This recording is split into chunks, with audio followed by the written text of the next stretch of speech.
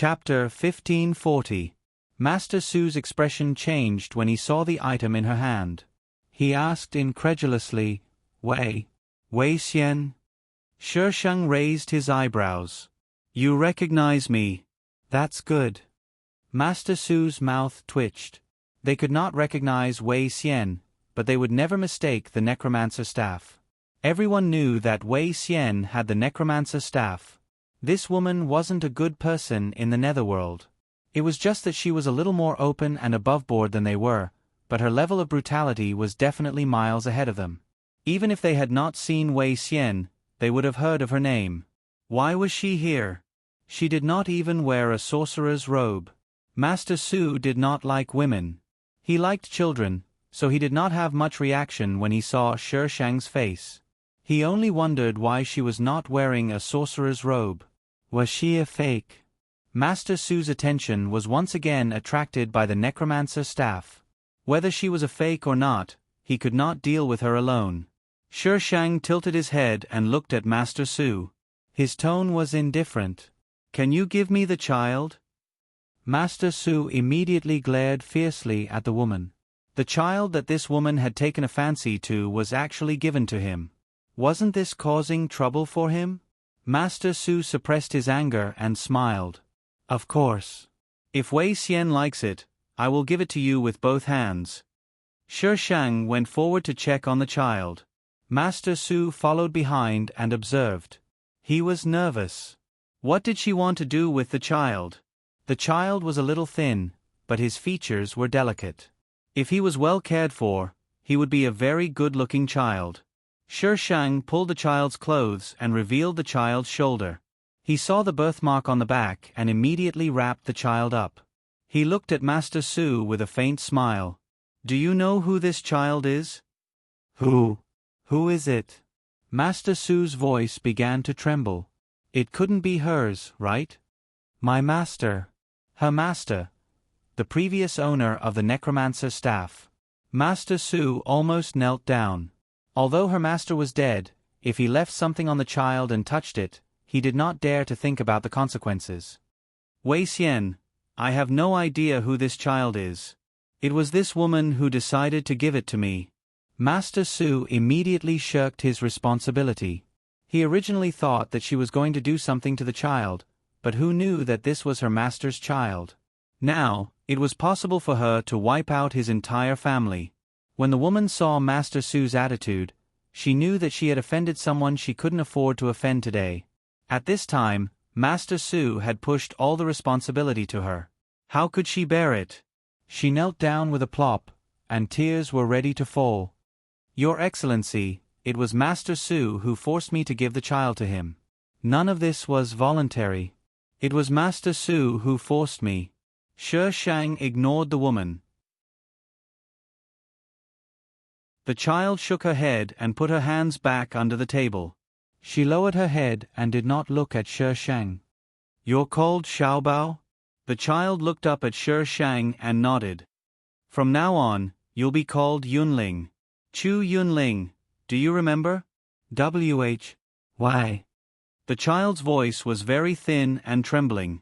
She was beaten and scolded by women all year round, so she did not dare to speak loudly.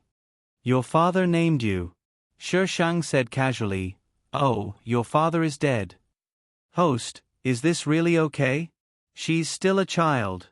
Chu Yunling did not seem to understand what he meant by dead. After a while she asked, Then who are you? I'm your father's disciple. From now on, you'll live with me. Don't we have to go back to that place? When she said that place, Chu Yunling's whole body trembled uncontrollably. No. Chu Yunling seemed to be relieved. Then will my father come back? Do I have a mother? Shi Sheng. She's really a child. Chu Yunling was beaten and scolded all year round. Although she was young, she was very sensitive. Shi Sheng's occasional movements would scare her. Fortunately, she was still young. After living with Shi Sheng for a few days, she gradually relaxed after realizing that she was different from the other women. The only thing that troubled Shi Sheng was that he had to sleep with her when she was sleeping. Shi Sheng was not used to sleeping with strangers, even if she was a child. Therefore, he could only coax her to sleep every day and then sit in the room for the whole night. #hashtag today's vote for not fragrance #vote vote vote. Chapter 1541. Shishang waited for Chu Yunling to fall asleep before standing by the window and looking at the night sky outside. Shishang took out the jade scroll that Mu Bai had given her. She had no idea where Mu Bai got it from, but it could only be activated by injecting spiritual energy. Most importantly, there was no spiritual energy in this world. How could she lose? Damn that retarded Mu Bai. His brain must have been bitten off by the undead king. Shishang cursed Mu Bai's ancestors and threw the jade scroll back. Is it here? It's here. Sure, be careful. Shishang was about to leave the window when she suddenly saw a black shadow flashing by outside, heading toward the house next door. The place she lived in was not considered remote. The people who lived here were all people of status in Song Willow City. Of course, thieves often visited this place. Shishang ignored them when she saw that they were not coming for her. However, not long after, she heard the sound of fighting outside, followed by the sound of the undead moving and rubbing against each other. She was in the city. Where did the undead come from? When a city was being built, the ground was enchanted by the magicians to ensure that the undead would not be able to enter the city from underground. Shishang pushed open the window and looked in the direction of the sound. She saw several undead next door attacking two figures. They were different from the white skeletons she had seen before. These undead were pitch black, and even the soul fire in their heads was black. Their attack speed was also much faster than other undead. A word flashed across Shishang's mind: refining. Some dark necromancers used special methods to refine the undead, turning them into their puppets. However, this method was harmful to the magician, so not many people would use it. A black undead kicked one of the figures flying. One of his arms was torn off, dripping with blood. The other person was terrified when he saw this. He immediately ran back, but the black undead was even faster. It stopped the person in the blink of an eye and did the same thing, making him follow in the footsteps of the person in front of him. The black undead quickly dragged the corpse and jumped into the courtyard. The surroundings returned to silence. Shishang was speechless. He felt like he was watching a fake show. After watching the fake show, Shishang didn't hear anything else that night. Sister. Chu Yunling stood in front of the Shishang, dressed neatly. Her little face was still so thin, but her eyes were much more energetic than before. Let's go. Chu Yunling nodded and followed Shishang obediently. She didn't understand some of the things that Shishang said, but she knew that this older sister wouldn't hurt her. After walking out of the door, Shishang subconsciously looked at the room next door. Coincidentally, the door next door opened, and a mage came out from inside. He looked around vigilantly and saw Shishang looking at him. He hesitated for a moment, then closed the door and walked in another direction. Shishang raised his eyebrows.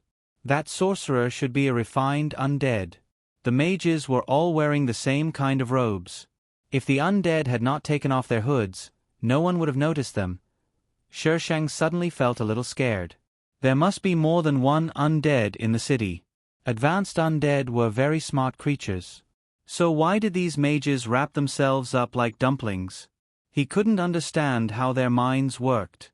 Shishang held Chu Yunling's hand as they walked on the street. The street was not very crowded.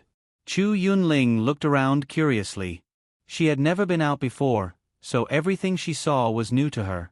Shishang's destination was the biggest magic staff shop in the city. The magic staff shop sold magic staffs. Every mage needed a magic staff, so the process of making a magic staff was similar. The only thing they needed to buy was the materials and the shape of the magic staff. After the mages bought the magic staff, they needed to find a powerful undead soul to refine it and merge it with the magic staff. Only then would the magic staff be considered complete. Miss, who are you looking for? A waiter came up to them as soon as Shishang entered the shop. Shishang glanced at Chu Yunling.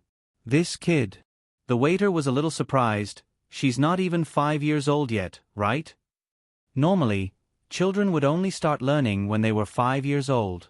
If they hadn't become a mage by the age of 10, they would have no hope of becoming a mage in their lifetime. You don't have one? I do, but she's too young. The waiter was in a difficult position. A kid at such a young age couldn't even hold a magic staff properly. Bring it over if you have one. The waiter knew he was here to sell things, so he would obviously follow the customer's request. He asked Shi Shang to wait for a moment before he went to the back to get the magic staff. There were other people in the shop. As soon as the waiter left, a mage who was looking at the magic staff on the other side came over. Master Wei Xian, it's an honor to meet you. I've only heard of your name before, but I didn't expect to meet you in person. Shi Shang cast a sidelong glance at him before speaking indifferently, then you're really lucky. The mage was speechless. He had seen shameless people before, but he had never seen someone as shameless as him. Did he even know how to write the word humble? Ahem. Master Wei Xian, are you buying a magic staff for this kid? So this was her master's child. She was so small and skinny, but they looked similar. She's still so young. Can she even use the magic staff you're buying for her? She doesn't even know how to refine soul fire. Although this person's words sounded very polite, his tone sounded a little malicious. Chu Yunling did not like him. She shrunk behind Shi Shang, only revealing a pair of watery eyes to look at him. It's none of your business whether she can use it or not. Can't I buy it for her to beat a dog to play with? She would not be polite to someone who came to ask for a scolding. Beat a dog? Even a normal magic staff was very expensive. Master Wei Xian is really rich. The mage laughed dryly. His black hood was facing Chu Yunling, as if he was sizing her up as if she was an item. Shi Shang leaned to the side, blocking the mage's view. She's richer than you. The mage was speechless. If he did not know he could not beat her, he would definitely rush up and kill her. Judging from her tone, she was so rich. The mage did not say anything when he saw the waiter coming out. He wanted to see what the kid was capable of. She was Chu Qiong's daughter. That man was once known as the genius mage of the undead world.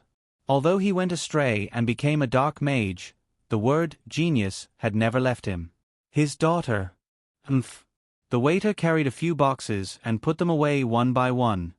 Miss, these are the magic staffs most suitable for children in our shop, but they are not suitable for this little girl.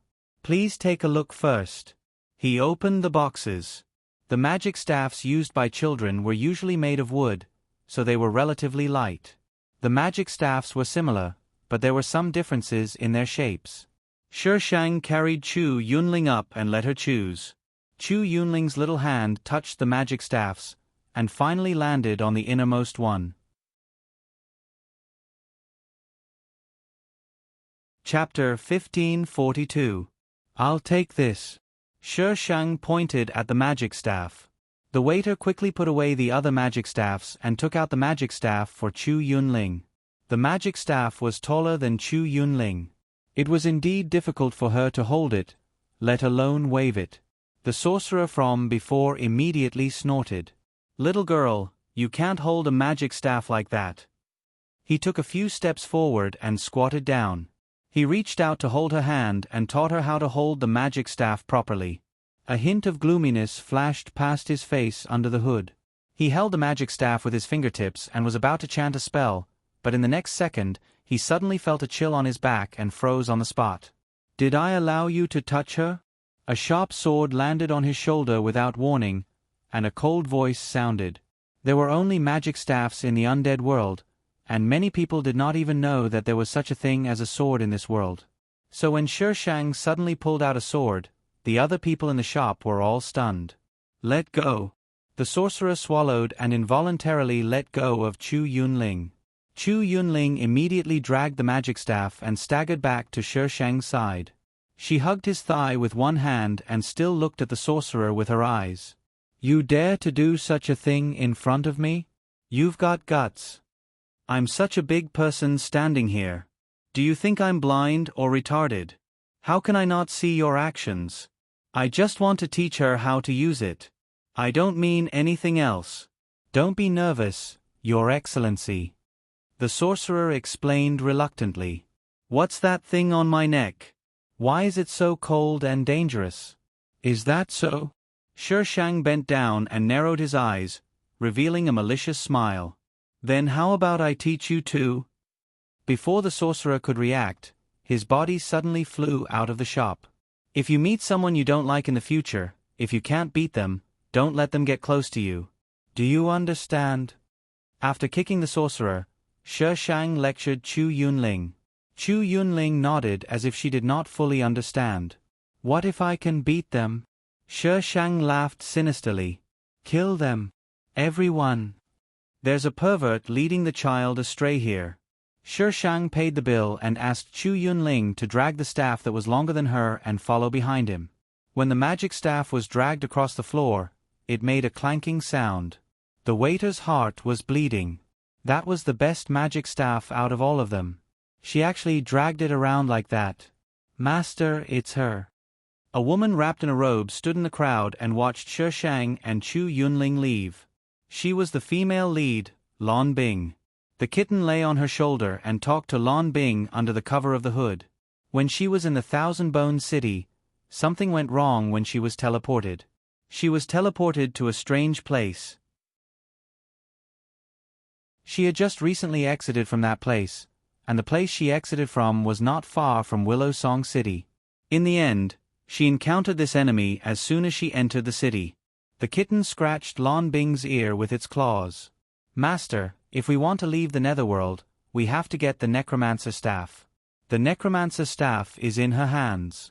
How are we going to get it? There's always a way, Lan Bing muttered to herself. Lan Bing was about to follow them when someone suddenly jumped out from the side and knocked her down. I'm sorry. It was an ordinary young man. He turned around and apologized to Lan Bing, but his eyes kept darting back and looking around anxiously. Then, he suddenly lifted Lan Bing's robe and hid himself in it. Help me. Someone caught up from behind and circled around Lan Bing. When he did not find her, he went in another direction. Shi Shang swaggered through the streets with Chu Yunling, especially the magic staff that Chu Yunling was dragging behind her. The magic staff was a sorcerer's weapon, and every sorcerer cherished it. Now, someone was dragging the magic staff on the ground. The onlookers pointed at Shi Shang and whispered. From time to time, the words Shi Xian, Chu Qiong, and Chu Qiong's daughter could be heard. Shi Shang did not care about these discussions, and Chu Yunling did not have time to pay attention to what others were saying. She gave all her strength to the magic staff. Big sister, where are we going? Chu Yunling tried to drag the magic staff steadily. This thing was too long, and it was not easy for her to hold it with her small arms and legs. But she did not dare to say it. She was afraid that her big sister would despise her for being useless and send her back to that place. She did not want to go back. Go out of the city to find the undead. Chu Yunling had heard of the undead before. She only knew that it was a very scary creature, but she had never seen it before, so she did not know what kind of creature it was. When Shi Shang took her to see the so-called undead, Chu Yunling was trembling with fear. Big sister, this. Shi Shang controlled the undead that came out of the sand and waved at Chu Yunling. Come here. Chu Yunling swallowed her saliva with difficulty and took a few steps back. That thing looked terrifying. Shi Shang stepped on the undead that was baring its fangs and brandishing its claws. Do you want to go back? No, I don't want to. Chu Yunling immediately shook her head. She held the magic staff tightly and put on a look of facing death with calmness on her small face. She carefully approached the undead. Pick up the magic staff and try to refine its soul fire according to the incantation I taught you before.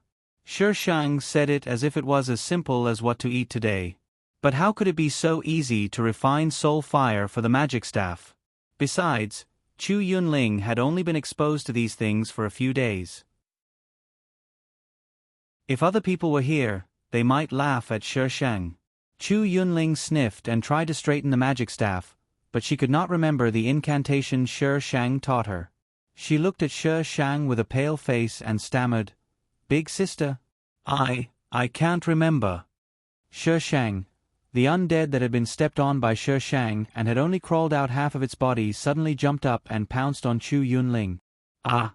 Chu Yunling screamed subconsciously. Her small body staggered and she fell to the ground. A white bone hand reached out of the sand and grabbed Chu Yunling's ankle, pulling her into the sand. The sand sank. Half of Chu Yunling's body was dragged into the sand. The magic staff was placed horizontally on both sides. Chu Yunling grabbed the magic staff firmly with both hands to prevent herself from being dragged into the sand. She lowered her head and looked at the thing that was grabbing her. It was a half-grown undead. Although it only had a white head and a faint soul fire, Chu Yunling could see the ferocious look on its face, as if it wanted to drag her down and eat her. The strength of the hand was getting weaker. She was about to fall. Would she be eaten by it? She would definitely be eaten. As Chu Yunling's hand slid down from the magic staff, her body was suddenly lifted up and pulled into someone's arms. The warmth of the person's body calmed her down. Wah! Chu Yunling could not control herself after surviving a disaster. She burst into tears. Shut up, damn it! The person holding her kept moving. The cracking sounds mixed with the sound of the wind entered her ears. She wrapped her arms around Shi Shang's neck and looked back with tears in her eyes. She was surrounded by dense skeletons. Chu Yunling was dumbfounded.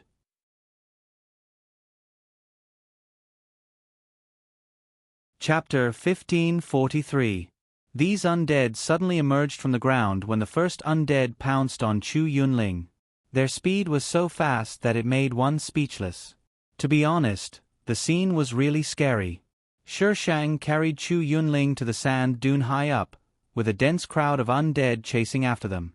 When she reached a high point, she threw Chu Yunling to the ground, quickly took out her iron sword, and waved it at the undead that were running over. The undead fell back like dominoes, and countless soul fires rose into the air, floating without a place to return to. However, in the next second, all the soul fires rushed in one direction. Damn! Which idiot was taking advantage of the situation again? Shi Shang quickly looked over there. A mage wrapped in a black robe was standing on another sand dune, and the soul fires were rushing into his body. Shi Shang. He took advantage of the situation. Forget it. Shi Shang withdrew his gaze and continued to take down the rest of the undead army. The soul fires were still rushing toward the person on the sand dune, drilling into his body without any hesitation. Shi Shang did not dare to do anything in the end. Soul fires were useful for mages, but if they ate too much, something bad would happen. Shi Shang directly scattered all the soul fires of the undead behind them, but she found that the scattered soul fires were still going toward the person on the other side. Shi Shang. What the hell? So what was wrong with them this time? When all the undead were dead, Shi Shang put away his sword and carried Chu Yunling to the sand dune over there. Just as she approached the sand dune, several mages wrapped in black robes appeared in front of her, blocking her way. No, this aura was the black undead from last night. These refined undead belonged to him? A few undead blocked her way, and the man on the sand dune faced her with his black hood. She did not know if he was looking at her or at Chu Yunling in her hand. After a long time, the man raised his hand, and the undead blocking Shi Shang retreated one by one, standing respectfully in 2 rows. The man came down from the sand dune. The black robe was controlled by him so that it did not move at all. There was no movement as he walked. He stopped 10 meters away from the Shi Shang, and several undead quietly approached him to protect him.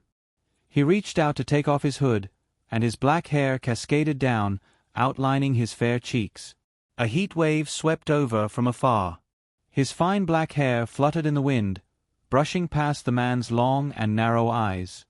He curled his lips into a smile, and a devilish aura rushed over. You're very powerful. Are you interested in becoming my undead puppet? Shi Shang said coldly, I'm more interested in being your partner. Fuck your grandpa.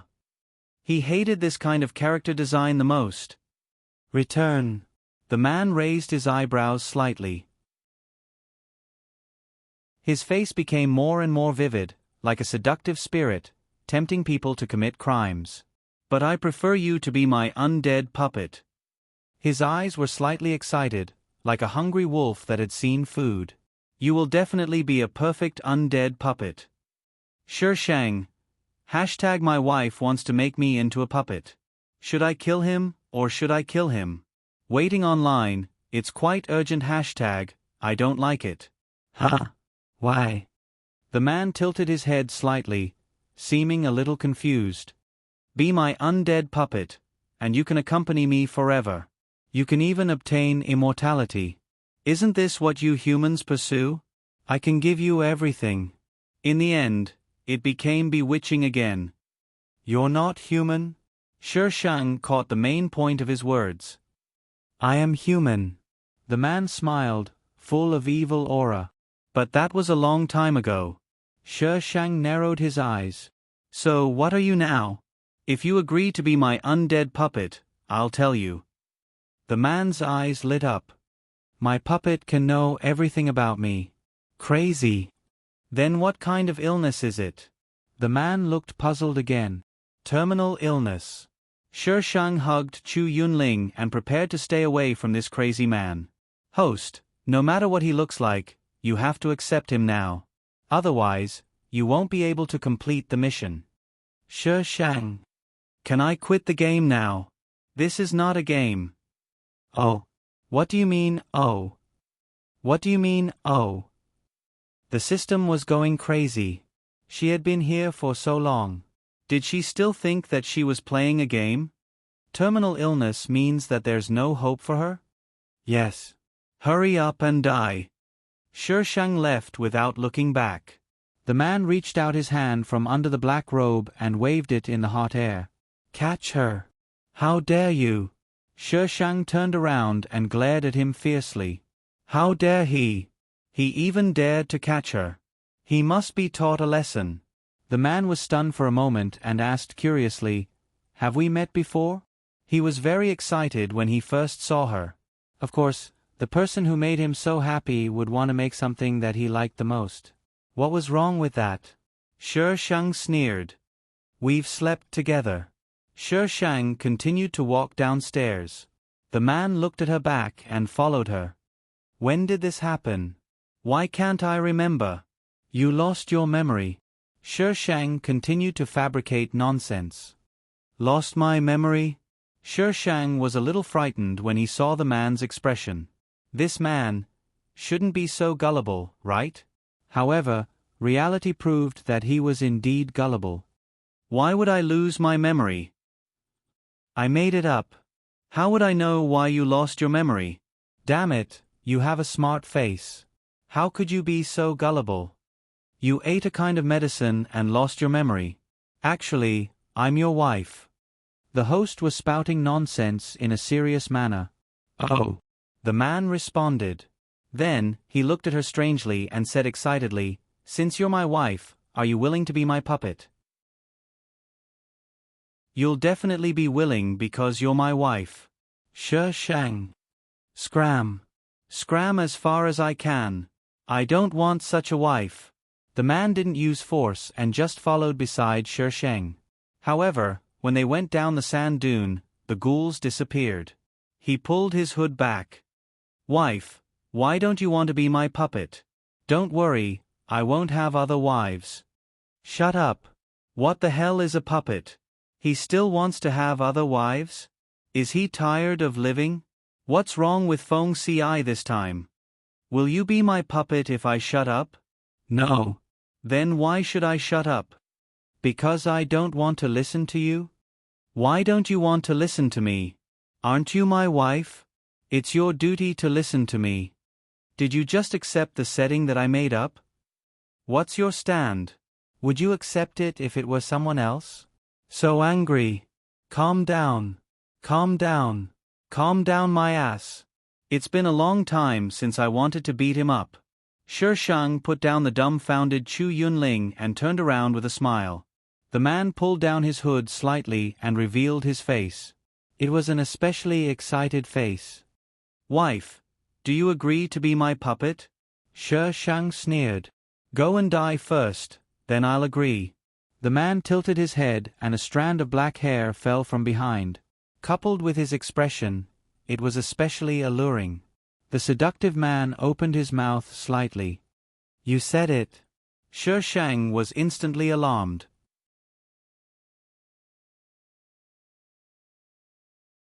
Chapter 1544. The man clutched his stomach and got up from the yellow sand. "Wife, why did you hit me? You deserve a beating." Shi Shang picked up Chu Yunling, who was still in a daze, and ignored the man behind them. If he dared to cause trouble again, she would beat him again. "Wife." The man clutched his stomach and staggered to catch up with Shi Shang. "If you agree to be my puppet, I can beat you up 100 times. He wanted to push him into the yellow sand and feed him to the undead. Shi Shang tried his best to control the urge to beat him to death and change to another plane. This was much better than the sinister look he had at the beginning. Compared to him, it was still acceptable. Of course, the premise was that he did not have any evil intentions. After all, Shi Shang did not believe that someone who was so smart in the beginning would turn into a fool in such a short time. There was a 50% chance that he was pretending to be smart in order to turn her into a puppet. She would be a fool to believe him. "Even if you sleep with me, I won't be your puppet." "Are you desperate? Didn't we sleep together?" Shi Shang was speechless. There was no way to talk about this anymore. Shi Shang had returned to the place where the undead army first appeared. At this time, there were still some skeletons that had lost their soul fire on the ground. The man walked among them, and the soul fire in the air immediately went into his body. Shi Shang looked at him strangely. The man pulled down his hood and gave Shi Shang an evil smile. "Wife, don't you like these soul fire? Won't you be full?" She was worried that he would suddenly explode. "Full?" The man's smile faded. "No, I'm very hungry." Hungry? He had swallowed so many soul fire just now. A normal sorcerer would have already exploded. How could he still be hungry? Did he starve to death in his previous life? Shi Shang did not care. He absorbed the soul fire around him.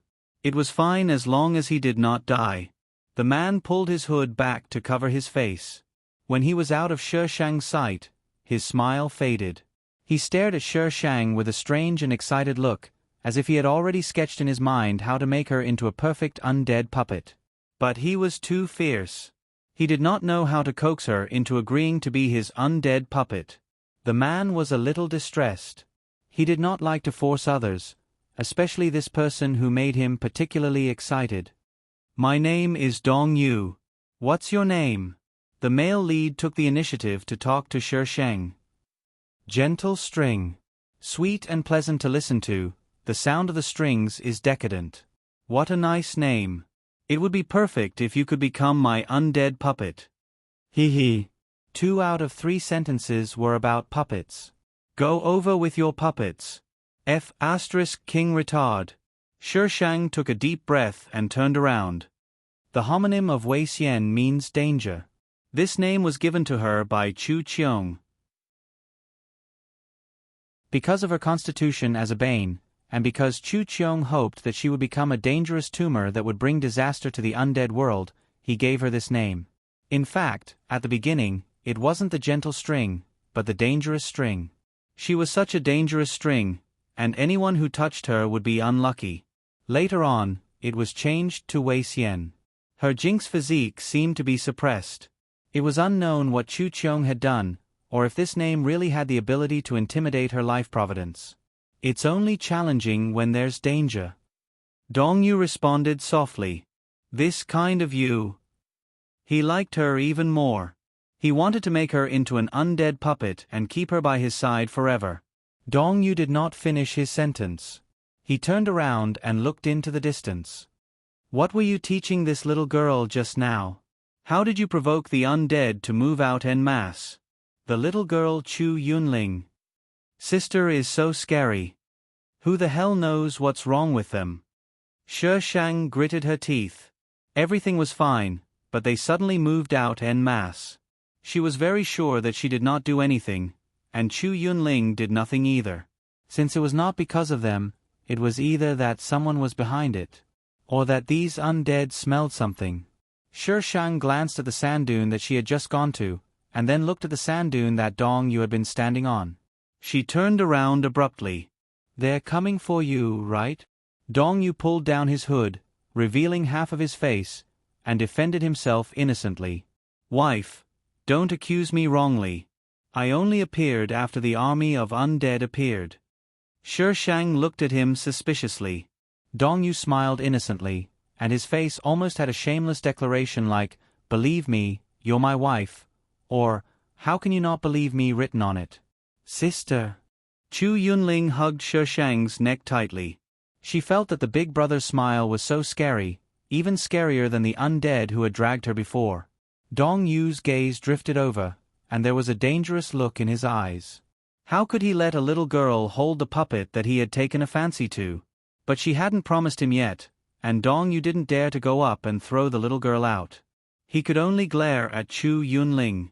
Chu Yunling shrank back and buried her face directly in Shang's chest. Dong Yu's fingertips moved slightly, but before he could do anything, Shang's voice came over. Do you dare to swear that they're not coming for you? If you lie, then don't ever think about making me your puppet. Why did these words sound so strange? I swear. Dong Yu immediately stretched out his hand and swore to the heavens.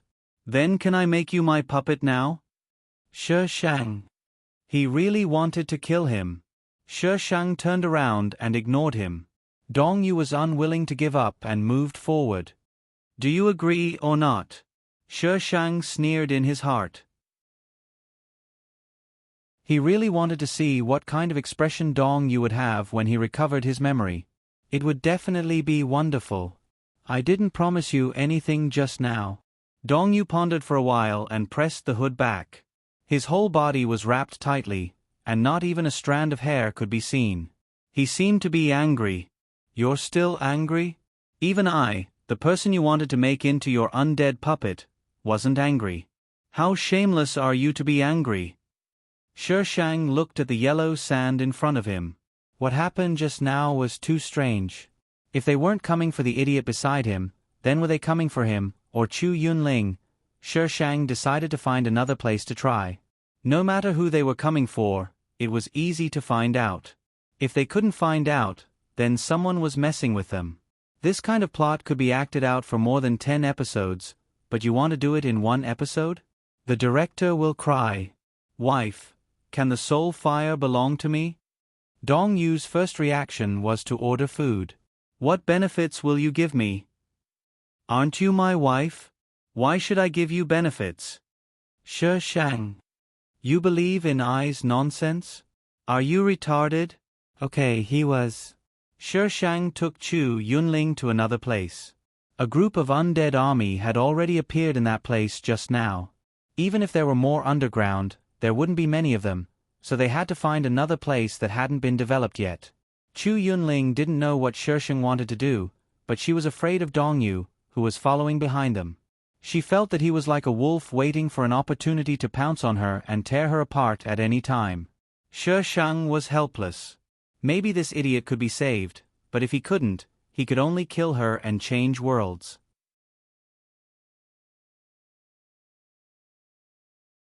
Chapter 1545. Shang stood a little further away from the previous spot and repeated the previous steps. Chu Yunling was frightened. She dawdled for a while before following Shang's instructions. However, nothing unexpected happened from the beginning to the end. It seemed that the ghoul didn't initiate the attack. Someone was controlling it. TSK. Who is it? Dong Yu suddenly yelled. The ghoul puppets that had disappeared suddenly appeared out of nowhere and rushed in the same direction. Under the attack of the ghoul puppets, the figure behind the rock was forced to reveal herself. Shang looked at the figure and narrowed his eyes. The female lead, damn. How dare she secretly attack him behind his back? Was the female lead a dark-type character this time? Shang noticed that there was another person beside the female lead. It seemed to be a young man who was struggling under the attack of the ghoul puppets. The ghoul puppets were much more difficult to deal with than ordinary puppets. Not only were they smarter, but they also knew how to cooperate and lure people. They were no different from humans. Aren't they powerful? Dong Yu had unknowingly moved to Shi Shang's side. He sounded smug. If you become my puppet, I promise you'll be more powerful and smarter than them. Shi Shang gave him 2 words without hesitation. Haha. Who would want to be your puppet? King retard. Wife, why don't you think about it? If you become my puppet, you'll be the most powerful one in the future. No one will be your match. Also, you can be with me forever. Dong Yu started to imagine the future. Shi Shang wanted to kick him to death. Of course, in the end, Lan Bing was ready to run away. Shi Shang hurriedly stopped her and Dong Yu avoided being kicked. It was okay to deal with one ghoul puppet, but it was difficult to deal with several ghoul puppets at the same time. Most importantly, there was the young man holding her back. When the young man was being chased in the city, she helped him. Who knew that the young man would follow her here? Therefore, the wisest decision now was to run. Let's go. Lan Bing knocked away a ghoul puppet and dragged the young man to the outside. However, she didn't run far before she saw Shi Shang standing in front of her. Lan Bing's body suddenly stopped. Why are you running away? Shi Shang put one hand on his waist and the other on his iron sword. Why don't you stay and have a chat with me? Female lead Sama was indeed worthy of being the female lead Sama. She had learned how to control so many undead in such a short time. This cheat was too damn enviable. But Face had never cheated for her. She hadn't even received the newbie gift pack yet. He didn't want to explain his own life. Why does the host still remember the newbie gift package?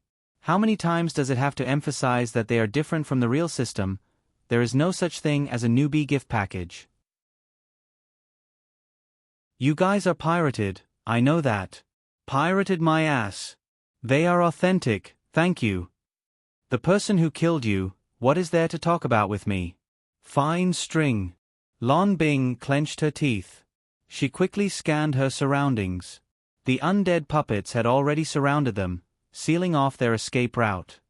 You actually refine the undead for your own use. Even if you're a dark mage, that's not allowed. Even dark mages had their own rules. In the eyes of dark mages, undead puppets were on the same side as the undead. Be reasonable, these aren't me. Lan Bing looked at Shi Shang cautiously, afraid that he would suddenly attack. If they're not yours, why would they cooperate with you? Because their master wants to turn me into an undead puppet too. What? Lan Bing was slightly surprised. You're a human. How could you be turned into an undead puppet? Undead puppets were made by capturing undead and refining them into puppets. If a human was made into an undead puppet, that would mean refining the person alive. Was he crazy? Do you think he's crazy too? I think so too. Shi Shang agreed seriously. Lan Bing. What is this woman doing here? Then why are you colluding with him? The young man behind Lan Bing suddenly asked. Shouldn't you be running away now? Shi Shang smiled mysteriously. He doesn't dare to do anything to me. The young man. What did Lil Bing call her just now? Fine string? Fine string. Fine. F***ck. The fine string from the undead world? Lil Bing. She. It's her. Find a chance to run later. Lan Bing lowered her voice and warned the young man. What about you? I have my ways. She still had many things on her, so staying alive wasn't a problem. That was what Lan Bing thought, but she was still worried. This woman was different from the people she had met. Her words and actions, no matter when or where, revealed a strange calmness, as if no matter how big the matter was, it could not affect her emotions. Ah! The young man suddenly screamed and rolled to the side, dragging Lan Bing with him. A deep gully appeared where they had been standing. Yellow sand spread to both sides like a veil, obscuring their vision. After dodging the attack, the young man immediately jumped up. Fine string, you're despicable. You attacked us from behind. I was standing in front of you. How can you say that I attacked you from behind? Shi Shang pointed his sword at the young man and scolded him. You haven't learned the phrase, attacking someone from behind. If you haven't learned it, go back and learn it again. Don't embarrass yourself. The young man was speechless. You're trying to twist the meaning of the phrase, and you're blaming me for not learning it? How can you be so shameless? Besides, aren't I the representative of despicable people in your legends? So what if I'm despicable? You've already labeled me as despicable, so why can't I do what I want? Fine String didn't use despicable methods most of the time. After all, she was really strong. However, no matter what she did, she would be labeled as despicable in the end. The young man almost vomited blood from anger at Shi Sheng. What's there to be proud of? What's there to be proud of? Now's the time to run. Lan Bing pushed the young man and jumped up from the ground. She dashed toward Shi Sheng. The yellow sand on the ground moved with Lan Bing, forming a small tornado. It expanded at a visible speed and eventually turned into a huge tornado. Shi Sheng didn't see Lan Bing chanting. This must be what was called instant casting in the magic world. Instant casting meant that she didn't need to chant. She could cast the spell with just a thought. Most people would need many years to learn how to cast instant casting. Some people might not even be able to learn it in their lifetime. However, it was different for main characters. Instant casting was a necessary skill. Those who couldn't cast instant spells weren't main characters. For example, the tornado approached Shi Sheng. She shook off those strange thoughts and focused on the tornado. She couldn't underestimate the female lead at any time. Break. Lan Bing's figure was obscured by the tornado, appearing indistinct and unreal. She took the opportunity to close in on Shi Sheng. She quickly made a strange hand gesture, causing the tornado to split into several parts and surround Shi Sheng from all directions, trapping her in the middle. #today's Huanghai Flavor Vote #vote at the end of the month. It's the end of the month, my little cuties.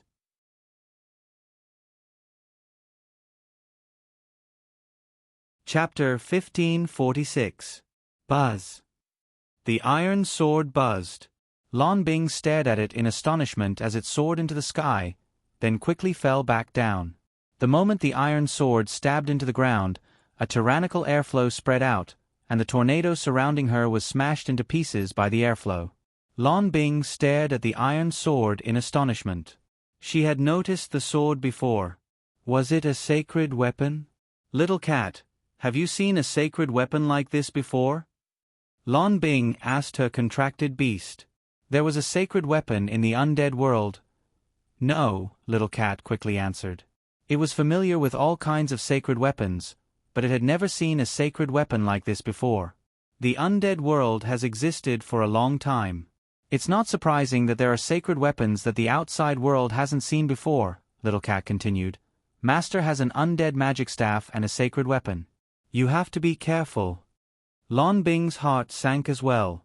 She initially thought it would be difficult to obtain the undead magic staff, but she did not expect a sacred weapon to appear out of nowhere. It would not be so easy to obtain the undead magic staff. Master, she's coming. Little Cat reminded Lan Bing. Shi Sheng dragged her sword and broke through the tornadoes that hadn't completely dissipated as she made her way towards Ji Yunshu. The grudge between the two had been formed when she stole her ring. Lan Bing did not show any mercy. She threw all kinds of spells at Shi Sheng like they were free. The light of the spells flickered in the yellow sand. The speed of the spells was astounding. No one could instant cast spells so quickly. There was a gap between one spell and the next. However, Lan Bing was different. Her spells were chained together. She could even cast two spells at the same time. If anyone else was here, their eyes would probably fall out of their sockets. However, it was nothing to be surprised about for Shi Sheng. How could the female lead be called a female lead if she was not strong enough? Bang! The surrounding rocks were crushed into powder by the shock waves from their fight. The sand fell from the sky as the two moved faster and faster. Lan Bing was getting more and more nervous. She had never fought this woman in the Thousand Bone City, but she knew she was not as strong as she was now. She was getting stronger, and so was she. Not good. Lan Bing was shocked. She quickly cast 2 spells to stop Shi Shang and fled into the distance. Sure enough, after she left, the place where she was just standing suddenly exploded. The sand on the ground was blown up into the sky and then fell back down rustling. Where is he? Although the yellow sand had blocked his line of sight, it was not to the extent that he could not see the situation on the other side. The people who had been standing on the other side just now were nowhere to be seen. "Master, behind you!" Kitten's voice was filled with fear. Lan Bing suddenly felt a chill run down her spine as a sense of impending danger rose from the bottom of her heart. It was too late for her to turn around, so she could only dive towards the ground. However, at this moment, countless bony hands suddenly reached out from the ground and grabbed at her. Undead, it was too late for Lan Bing to get up now. Inertia had already pulled her down. Her legs were grabbed by the undead and she sank into the yellow sand. Seeing that her hands were about to be caught, in a flash, a huge force poured out from her body. The undead on the ground seemed to have sensed something terrible and quickly retracted its hands. Lan Bing fell to the ground and ate a mouthful of sand. "Feng Xie." "Yes." A steady male voice sounded in her mind. Then, he asked with slight disdain, "I only slept for a while. How did I end up in such a sorry state?" Lan Bing seemed to have found someone she could rely on. Her entire person calmed down. "I met a difficult woman." Feng Xie did not speak, but Lan Bing knew that he was there. As for Shi Shang, she had hurriedly protected herself the moment she sensed the incoming energy. Unfortunately, she was still forced to retreat a distance from the shockwave. Flip's table. He knew that the female lead had something incredible on her. Since you knew, why did you still go and find trouble with her? You knew that you couldn't kill her, but you still went and tried. How would I know if I didn't try? What if I was fast enough and killed her in an instant? Reality has proven that you have never succeeded. The system did not hesitate to tear down Shi Shang's cover. Humph. Failure is the mother of success.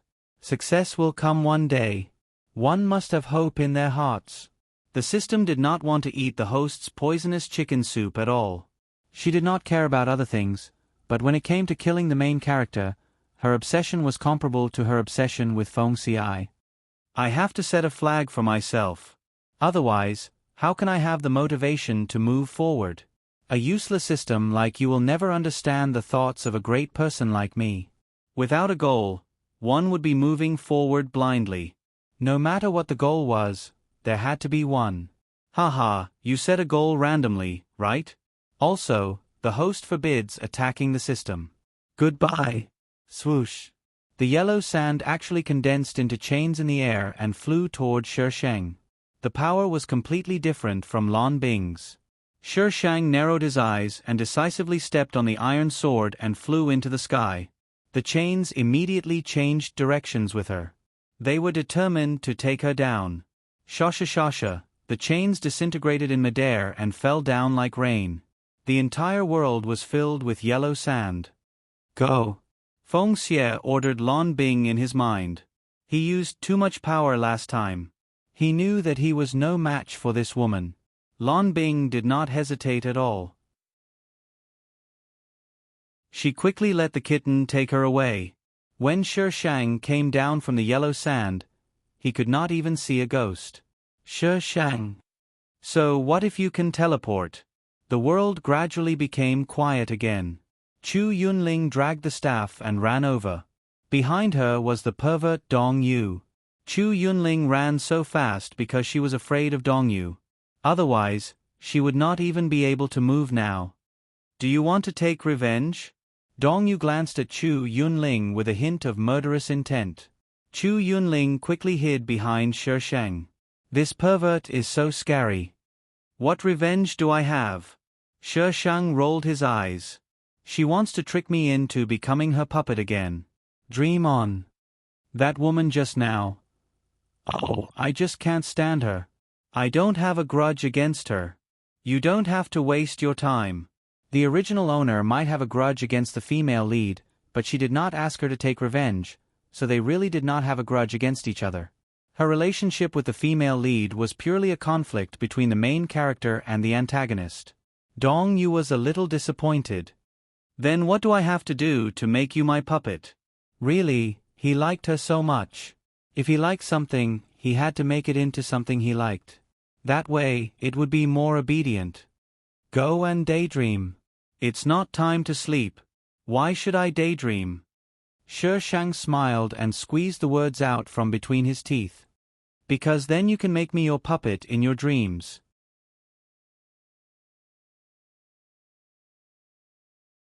Chapter 1547. He fought with the female lead.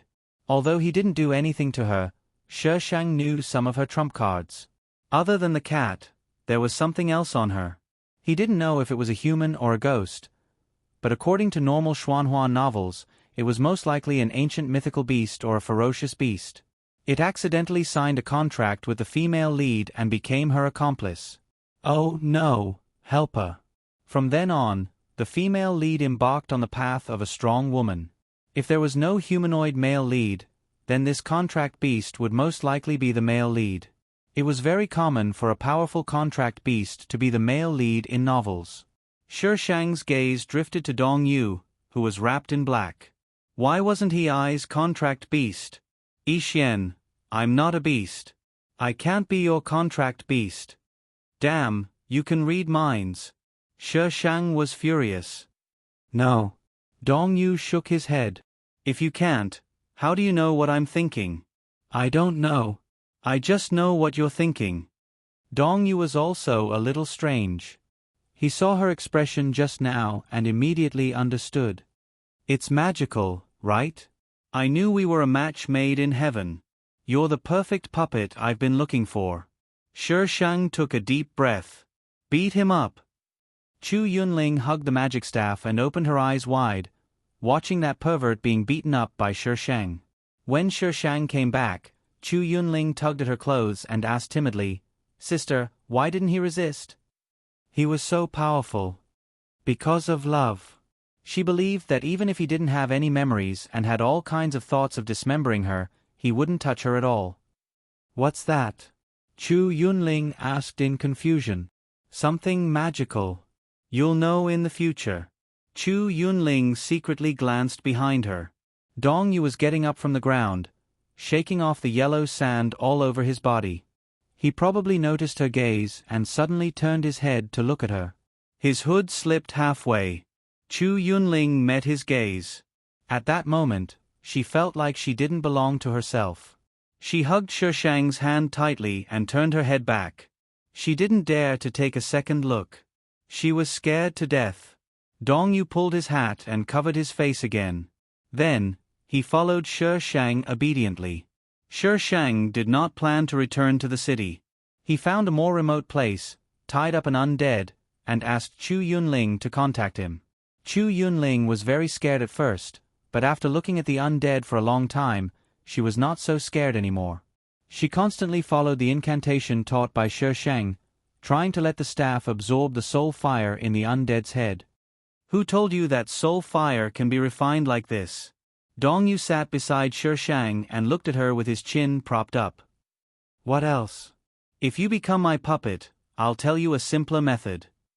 2 out of 3 sentences were always about the retarded puppet. Oh, I'm not the one learning it. Why should I sacrifice myself? Shi Shang looked at Dong Yu as if he was looking at an idiot. Dong Yu choked. Don't you care a lot about that little girl? Who told you that I care about her? She only cared about one person. You don't care about her? Can I kill her? Dong Yu was excited for some reason. No. This was the original owner's last wish. Take good care of this little loli. How could she let you kill her for fun? Then you do care about her. Don't be unreasonable. Shi Shang glared at him. If you continue to make trouble, get out of here. Dong Yu. She was quite cute when she was fierce. She would definitely be cuter if she was made into a puppet. Stop your horrible thoughts. Shi Shang pulled his hood. Dong Yu pulled his hood back unhappily. What's wrong with me thinking about it? If it was in the past, I wouldn't have been so patient to ask for your permission. I would have tied you up long ago. Dong Yu suddenly froze as he was talking to himself. That's right. If he liked someone in the past, he would just tie them up and bring them back. Why? Dong Yu looked at Shi Shang strangely. He actually coaxed her to agree so patiently. Because, you like me. Shi Shang leaned closer to him and said with evil intentions, give up. You won't dare to make me into a puppet in this lifetime. Although his thoughts were a little dangerous, his instinct was better than those retarded people in the past. He would not kill him for the time being. Dong Yu nodded in agreement. Yes, because I like you, I want to make you into a puppet. Shi Shang. Just kill him. The red full moon was hanging in the sky. It was eerie and evil.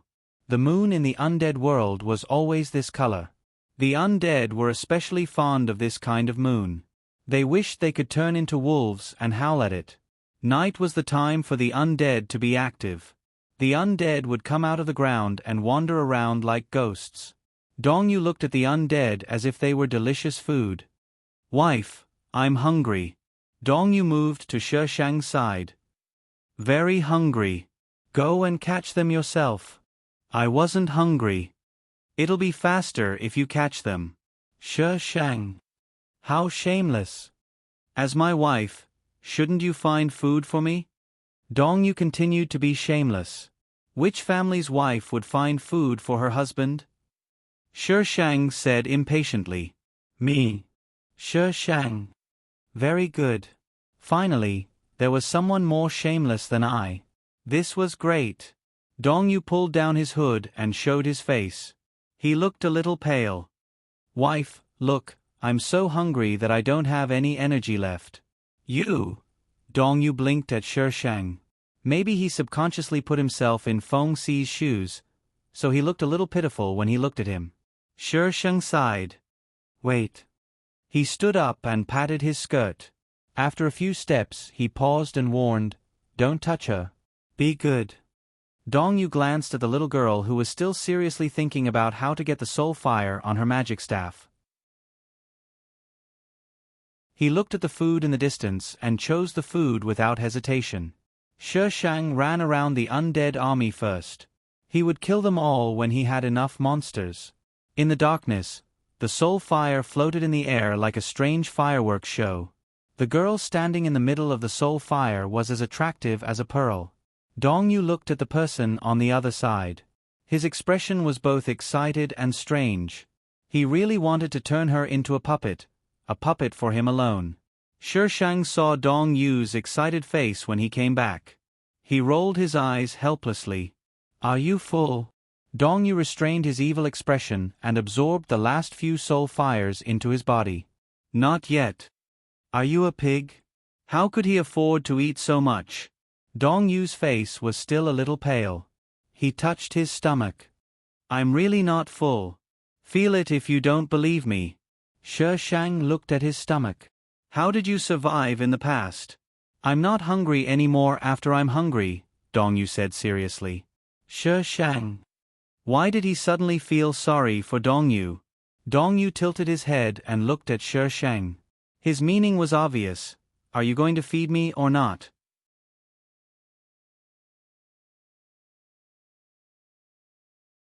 Chapter 1548. Of course, Dong Yu did not manage to carry Chu Yunling in the end. Shi Shang put her down and led her away.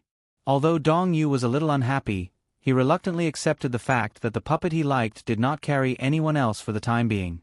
The corpses of the undead that were killed by the group last night were still lying on the ground. He wondered what kind of expression people would have when they saw such a large number of corpses. Shi Shang found a new place and made breakfast for Dong Yu. Then, he took Chu Yunling with him to continue their previous great undertaking. Chu Yunling's father was a genius, so Chu Yunling naturally inherited some of her father's bloodline. Although Shi Shang's teaching was very strange, Chu Yunling still used her genius bloodline to force herself to learn. Of course, a large part of the reason was that Dong Yu was watching from the side, so she did not dare to relax. Sister, look. Chu Yunling raised the magic staff in front of Shi Shang. There was already a ball of soul fire at the top of the magic staff.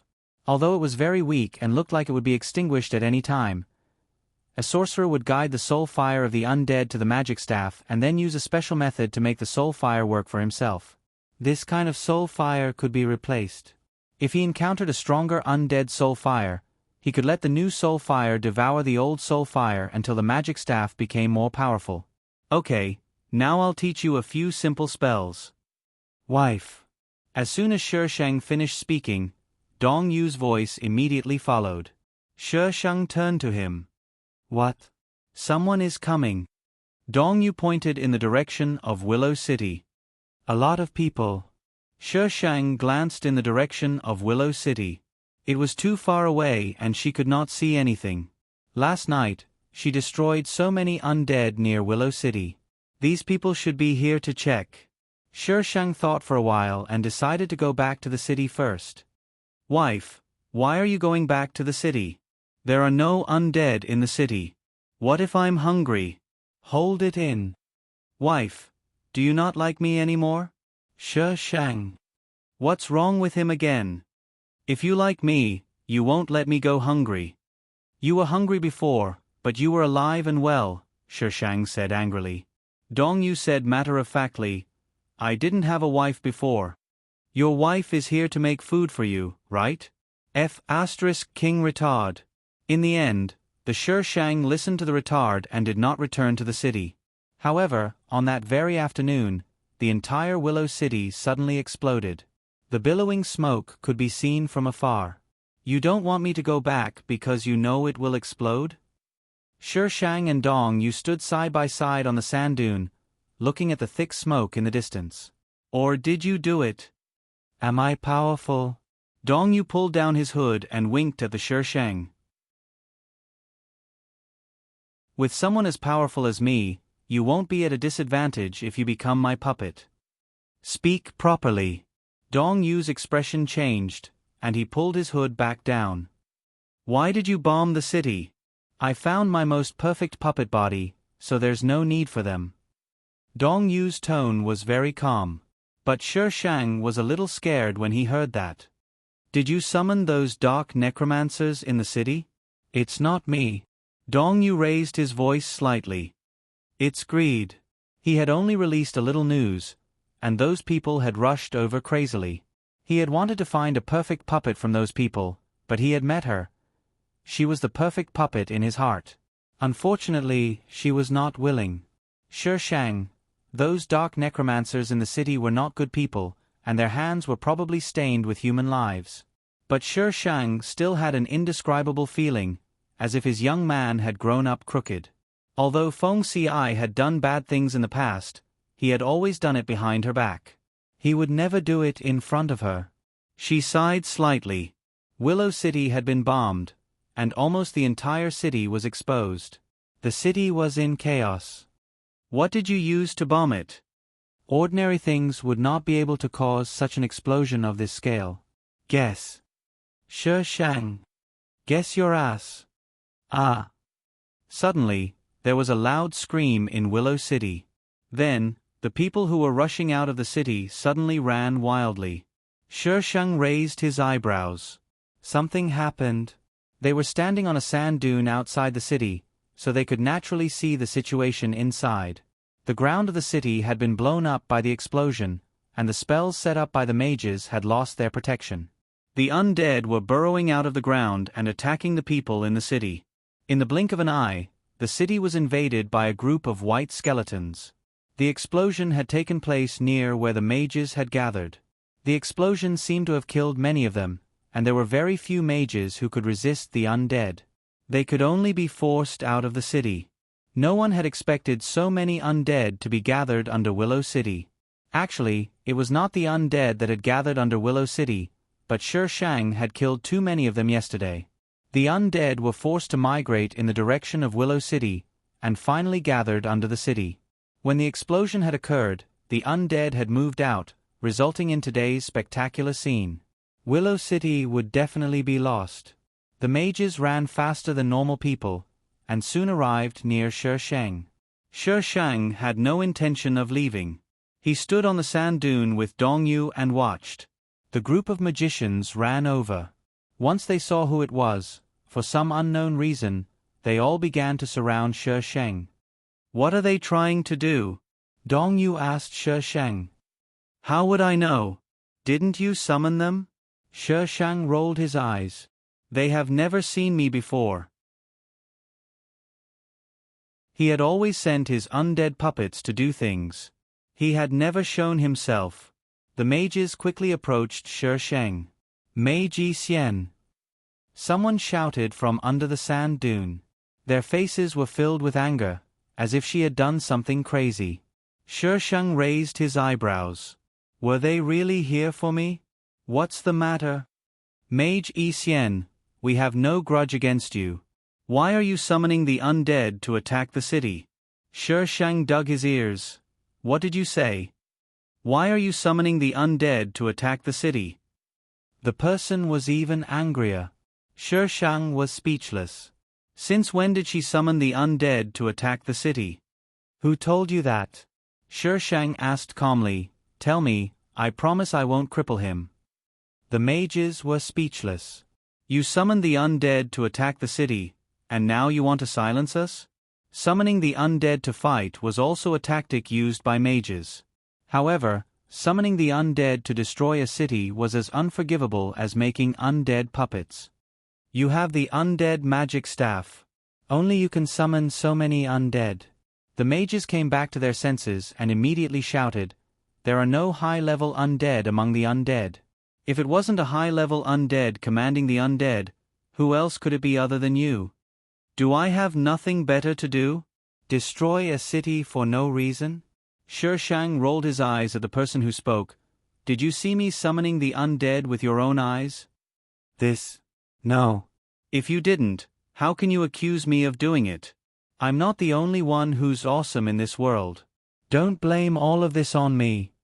Do you see the person standing beside I? He was the one who gathered all of you from thousands of miles away and was going to choose one of the more awesome ones to make into a puppet. In the end, because he saw her in advance, he blew all of you up. How could he do such a crazy thing? There are many awesome people out there. Be careful, idiots. Everyone was speechless.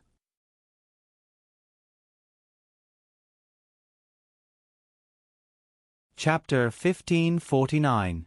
They had never seen such a refreshing and refined person who admitted to being awesome. Of all the people they met, who didn't want to be number one? They wanted to be the most awesome person in the world and kneel at their feet and lick their boots.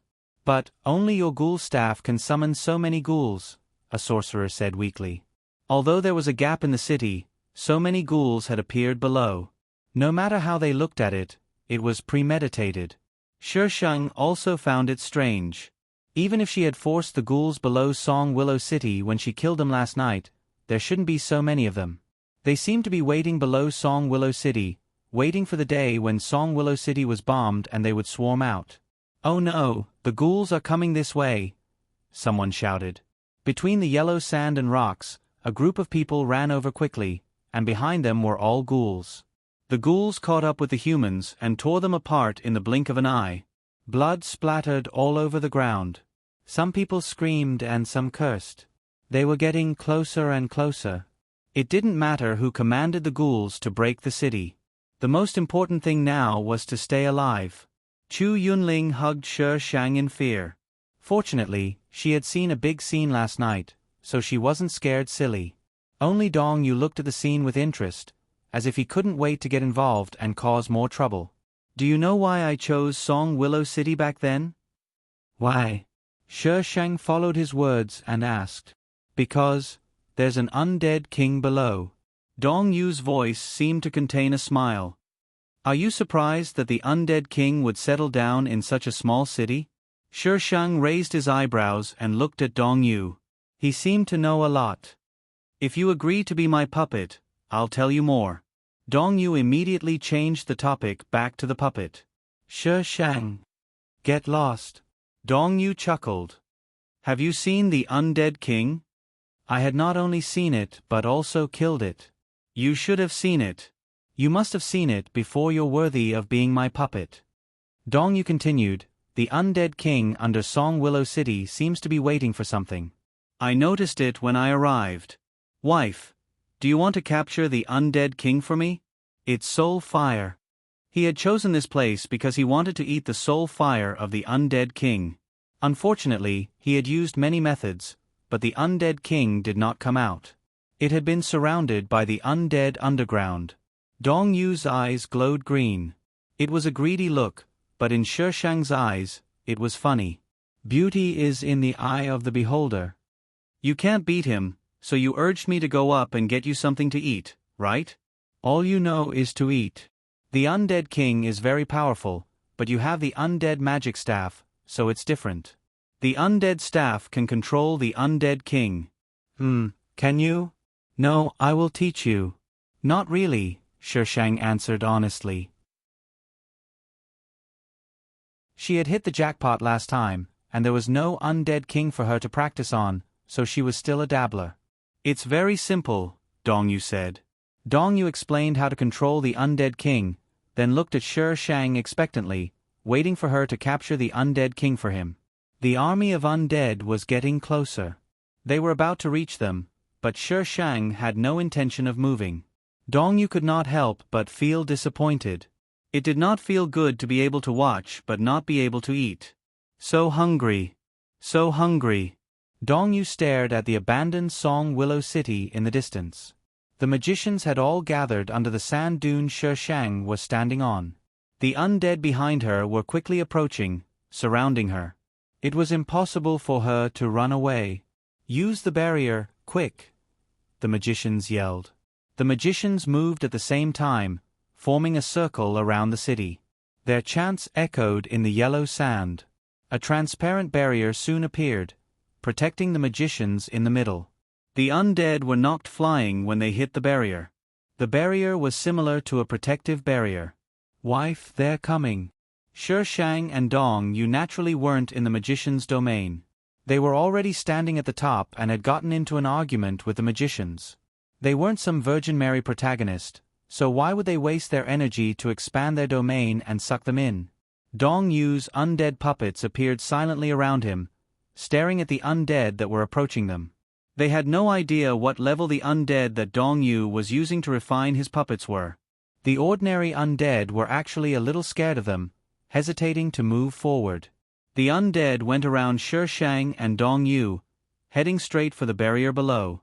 They kept ramming into the barrier, like moths darting into a flame.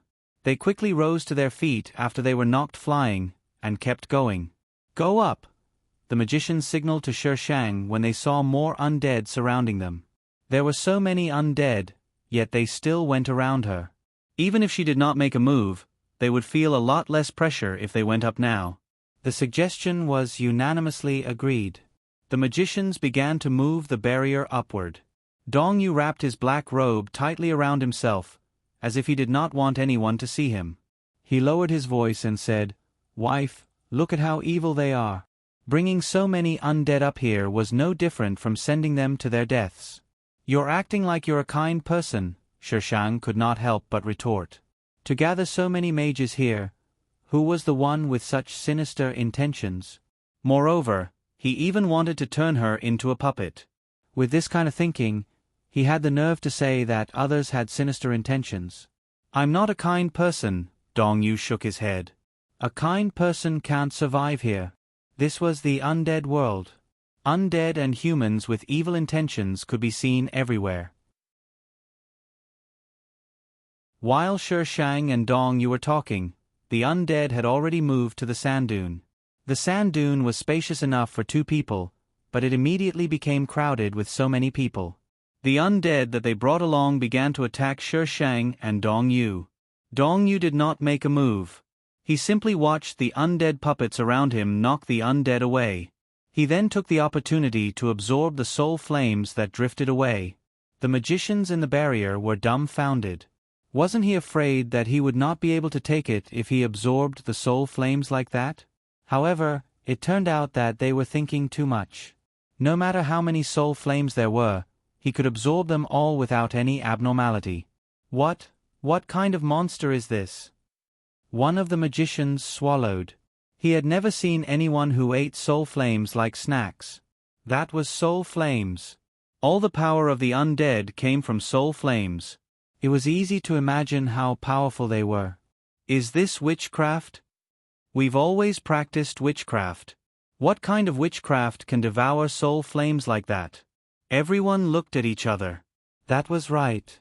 They were dark necromancers. Their practice was different from normal magicians. It was already considered unorthodox, but was there anything more unorthodox than them? The above content is pure nonsense. Please don't take it seriously. #today's Zongzi flavor vote #happy Zongzi day, #vote at the end of the month. Don't keep it to give birth to babies.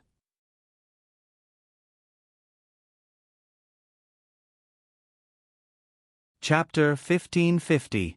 Don't you think the mages around him look familiar? They look like the ones who went in and out of the house. The mage paused, his eyes widening.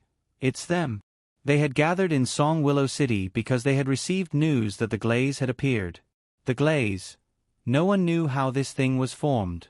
At first, it was just a strange plant, then it slowly transformed, and the final product was a cloud of black mist. This thing was useless to light mages, but it was a treasure to dark mages and undead, rarely seen in 100 years. After they received the news, they all rushed here, but found that the glaze was guarded. At that time, it was those mages who had been guarding the glaze.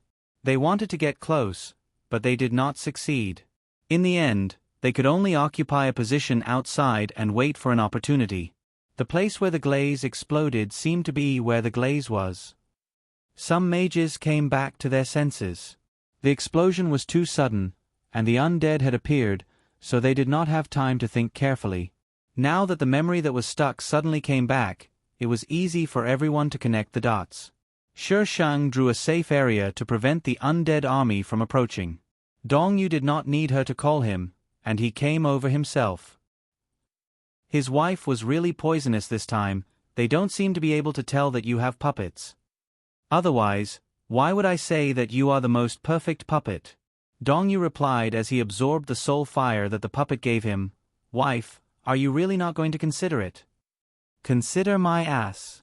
Shi Shang lowered his head to look at Chu Yunling. Chu Yunling was still holding on to her magic staff tightly. Her little body was tense. Judging from the strength of her grip on the magic staff, she was very frightened. Are you okay? Shi Shang squatted down and looked at Chu Yunling at eye level. A child who had experienced so many things in such a short time, it was probably a little unbearable. Chu Yunling sniffed, shook her head, and said with a choked voice, I'm fine. She was obviously about to cry, but she pretended to be strong. Shi Shang could not help but laugh. Close your eyes if you're afraid. I'm here, nothing will hurt you. Dong Yu's eyes were full of murderous intent. Chu Yunling was so scared that she trembled and closed her eyes. Someone scarier than the undead. Why are you scaring her? Shi Shang turned around and glared at Dong Yu. I didn't scare her, Dong Yu denied innocently. Shi Shang was speechless. He had even learned how to lie through his teeth. That was impressive. Unable to attack the undead on either side, they appeared to be a little irritable. No, I can't hold on any longer. I can't hold on much longer either. Some of the mages were weaker. Supporting such a large barrier consumed their energy very quickly. Almost as soon as they shouted, some of them could no longer support it and retreated. A gap appeared in the barrier. The undead saw the opportunity and immediately rushed into the barrier. Ah! The first to be knocked down by the undead was the one who couldn't hold on. Seeing that the entire barrier was on the verge of collapse, two people who had been standing in the middle of the crowd suddenly flashed out and replaced the two people who couldn't hold on anymore. At the same time, they kicked out the undead that had squeezed into the barrier. The domain was temporarily safe again. The mages surrounded the people in the middle. Some of them were normal people they were familiar with, but there were definitely other people mixed in. They did not expect there to be such a powerful person among them. And there was a young man who was not wearing a robe. Thanks, little bro. The young man harumphed coldly, ignoring the person. Damn, what the hell are you talking about? Why are you harumphing when I'm thanking you? Are you looking down on me? The mage immediately lost his temper. I'm sorry, big brother, we've spoiled him too much. Don't mind him, the mage wrapped in a black robe beside the young man said in a pleasant tone. The mage was Lan Bing. She and the young man were among the undead when they were attacking the city. To their surprise, they bumped into Shi Shang again. Therefore, she did not show herself immediately. However, if she did not show herself, the barrier would not be able to hold on any longer. She would be the one in trouble. The mage harumphed coldly and turned around to focus on maintaining the barrier. Lan Bing gave the young man a look. Sister Lan Bing, I'm only helping because of you. The young man was a little displeased. His voice was puffed up with anger. It was obvious that he was still a child. He was a light mage, yet he was reluctant to help maintain the barrier with a bunch of dark mages. This is an emergency, don't be so picky, Lan Bing comforted him. There were so many dark mages around. How could they not tell that the young man was a light mage? However, it did not matter if he was a light mage or a dark mage, he had to survive first. The army of undead outside was tirelessly slamming into the barrier. On the other side, Shi Shang was already sitting on the ground and munching on sunflower seeds. Meanwhile, the man was commanding the mages to kill the undead. He was absorbing the soul fires as if they were free. Everyone was infuriated by the comparison. Do you dare to be any more relaxed? There are more and more undead. Did they just bring all the undead nearby here? Now, all that was left in their line of sight was a sea of white skeletons that were crowding towards them like flowing water. No, we won't be able to hold on at this rate. Mage Yi Xian isn't helping. Her undead staff should be able to clear a path. Think of a way. What can we do? We're surrounded by undead. We have to fly out. Lan Bing listened to their discussion. Her space could fit them, but these people were not familiar with her. If she exposed her space ring, it would bring disaster to her. Not to mention, there was still an enemy over there. Lan Bing choked when she saw her enemy's current state. She had met many opponents in the outside world. No matter how strong they were, she always had the last laugh. She never thought she would meet such an opponent in the undead world. Lan Bing, there's something wrong with your mind, a calm voice suddenly echoed in Lan Bing's mind, instantly dispelling her strange thoughts. Lan Bing took a deep breath. The stronger the opponent, the more determined you must be. Otherwise, you won't be able to achieve any more, the voice continued. I understand. She was just too infuriating. She had always been the one infuriating others. She had never been infuriated like this before. Her mind would naturally change when she was suddenly frustrated. However, she immediately adjusted her state of mind after Feng Xie's reminder. Feng Xie, what do you think of Yi Xian? Lan Bing asked the voice in her mind. She has a very powerful soul. Feng Xie only gave a pertinent answer. You're not her opponent now. I suggest you don't fight her. Lan Bing frowned. Even Feng Xie said that. I understand. I'll avoid her until I'm strong enough. However, if she avoided her, would she not make a move on her?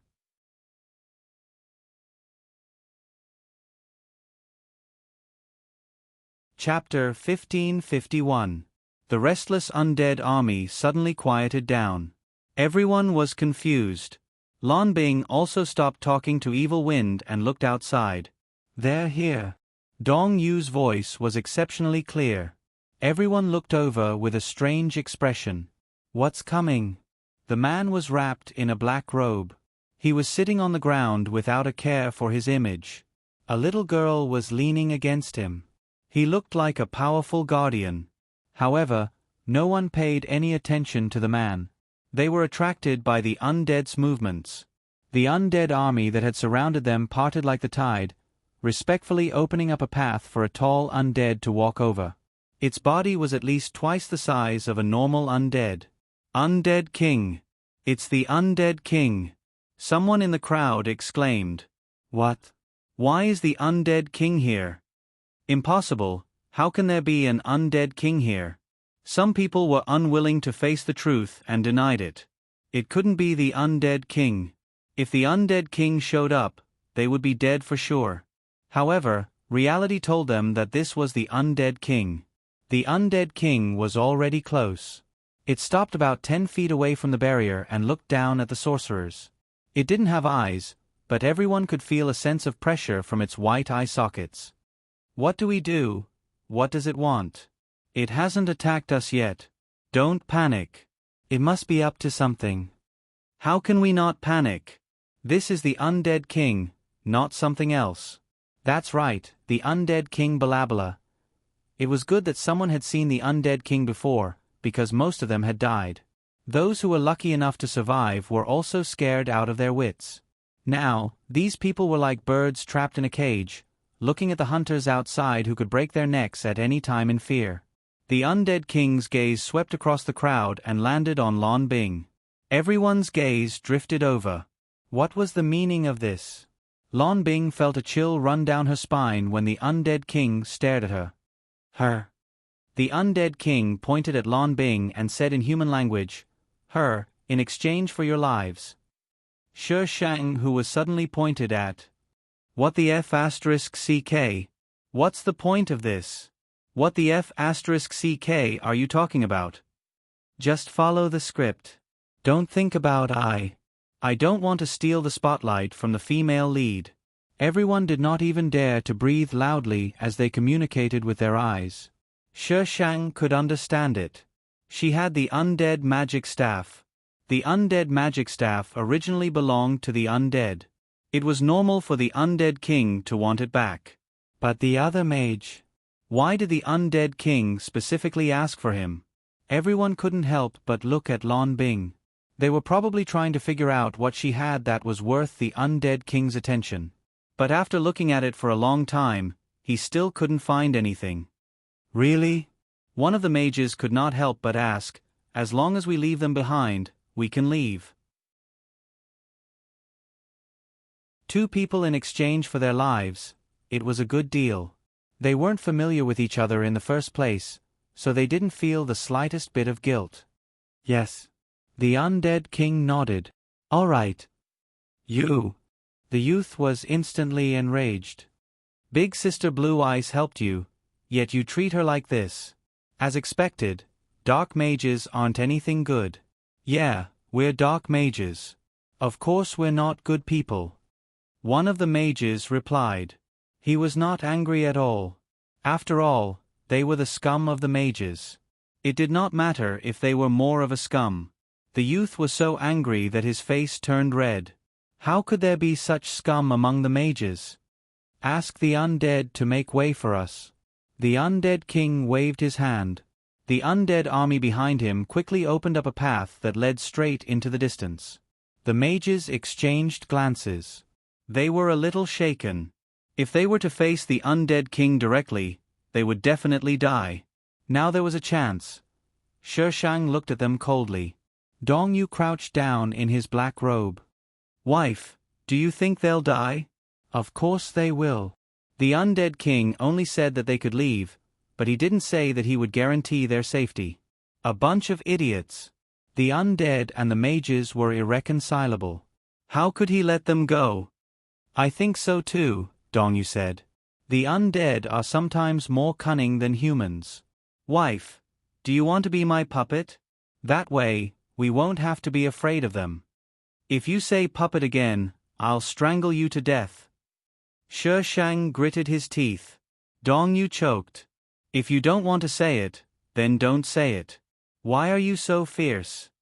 Shi Shang was speechless. If I wasn't fierce, would you listen to me?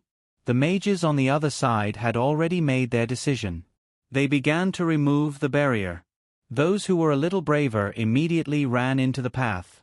Those who were still hesitating were relieved when they saw that the mages were not attacked.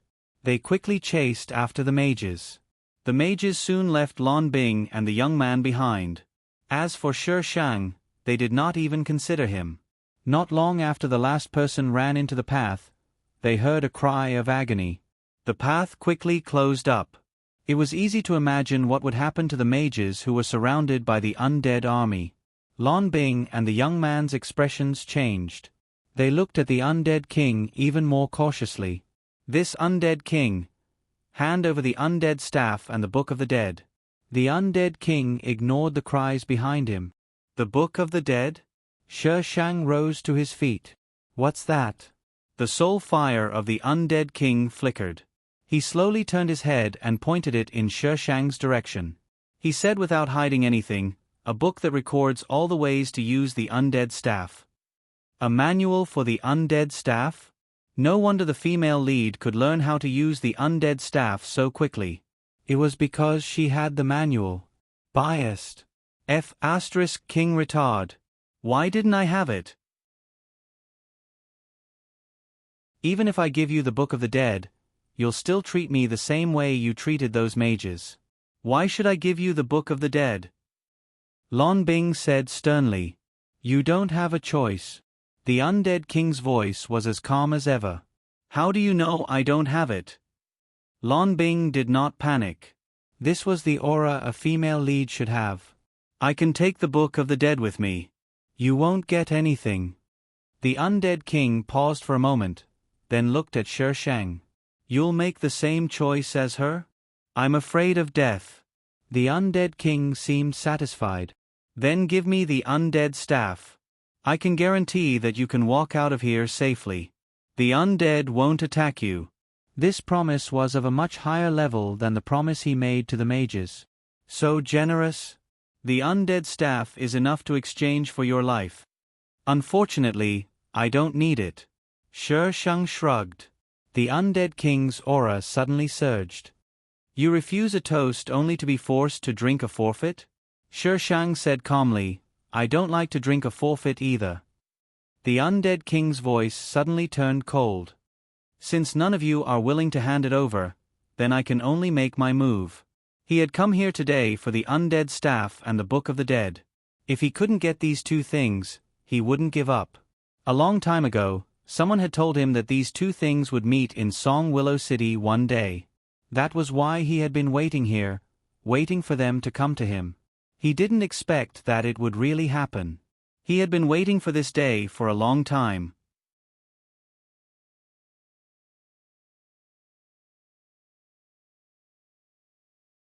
Chapter 1552.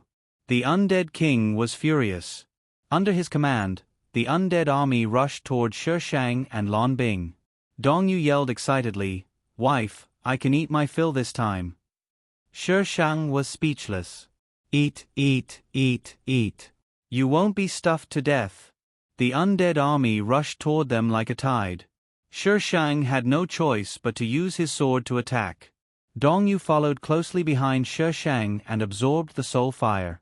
The undead king didn't notice Dong Yu at first, but now it was hard for him not to notice. He had never seen a sorcerer absorbing soul fire on such a large scale. What was up with this sorcerer? What made the undead king even more surprised was that the woman with the undead staff didn't use it. Instead, she used a strange weapon that could kill a large number of undead with a wave of her hand. At this rate, his undead army would soon be annihilated. He had underestimated this woman today. The undead king didn't hesitate anymore. He attacked Lan Bing first. Lan Bing was closer to him. Lan Bing's magic was instant, so she was slightly faster than the undead king. However, as time passed, Lan Bing's energy couldn't keep up. She was gradually at a disadvantage. Meow. A black cat appeared out of thin air and turned into a big cat the size of a tiger. It pounced on the undead king fiercely, giving Lan Bing a chance to catch her breath. Lan Bing had put the young man into her space. Now that the big cat was fighting the undead king, she immediately hid in her space and put the big cat away. Only Shi Shang and the others were left on the sand dune. The undead king was a little irritable now that his opponent had disappeared. He turned around and looked around vigilantly. However, other than the undead army that was falling like wheat, there was no other movement. Where did she go? Have you heard of a space ring that can store living things? Shi Shang put away his sword and looked at the undead king with his chin raised. She's right beside you. The undead king seemed to be trying to figure out whether Shi Shang was telling the truth. After a while, it moved. It made a strange hand gesture. Then, Shi Shang saw soul fire rise into the sky and rush toward it. Some of them flew halfway and were snatched away by Dong Yu. The undead king glanced at Dong Yu. He was probably very angry because his soul fire was shaking violently. However, Dong Yu ignored them completely and continued to absorb the soul fires. If the undead king could vomit blood, he would definitely vomit blood out of anger. It could only transfer a portion of the soul fire to its side to prevent Dong Yu from snatching it away. The undead king used those soul fires to quickly form a strange circle.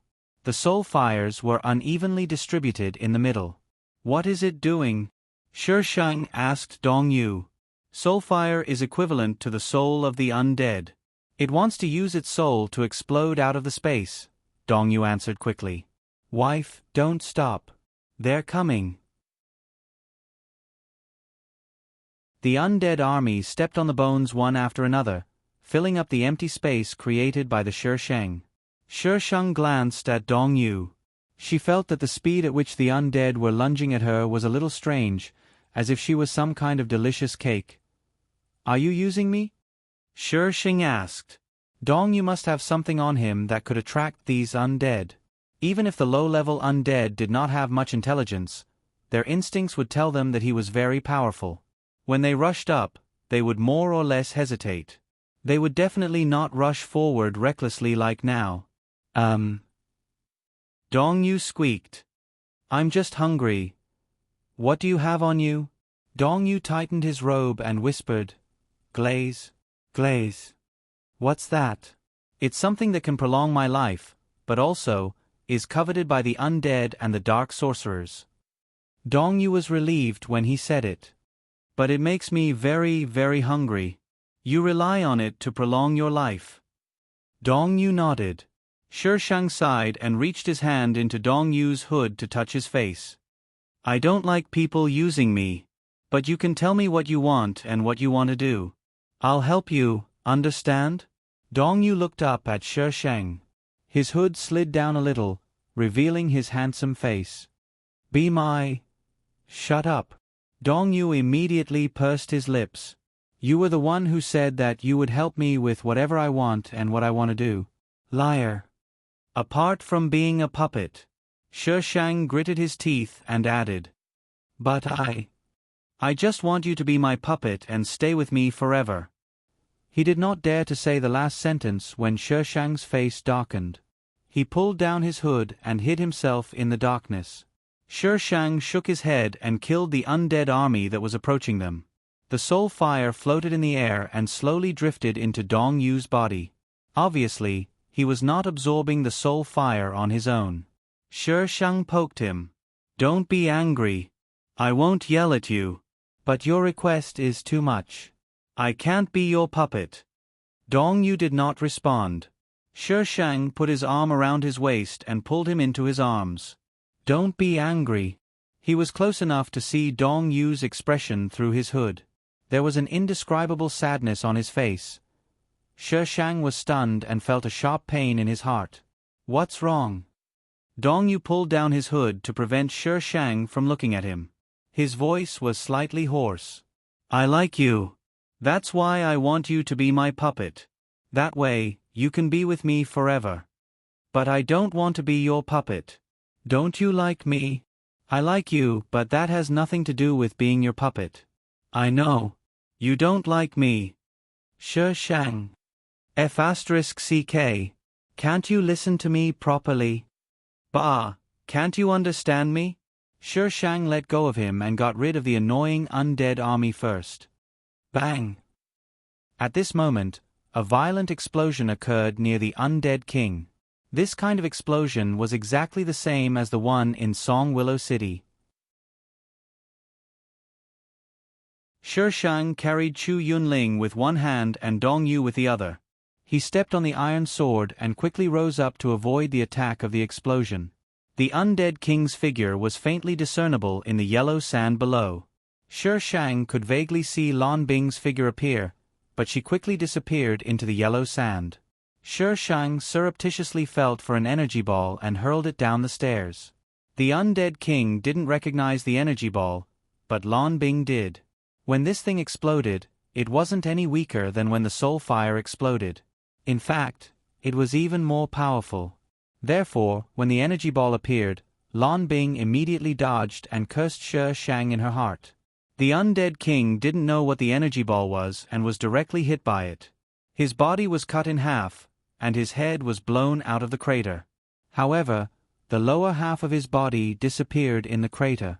As long as the soul fire was still there, the other parts of the undead could be regrown. Therefore, the undead king was at most crippled, but he was still far from death. Rumble. After the two explosions, the ground seemed to be unable to withstand it. There was a series of tremors and the yellow sand started to sink. Shi Shang was originally in the sky, but the iron sword suddenly fell down.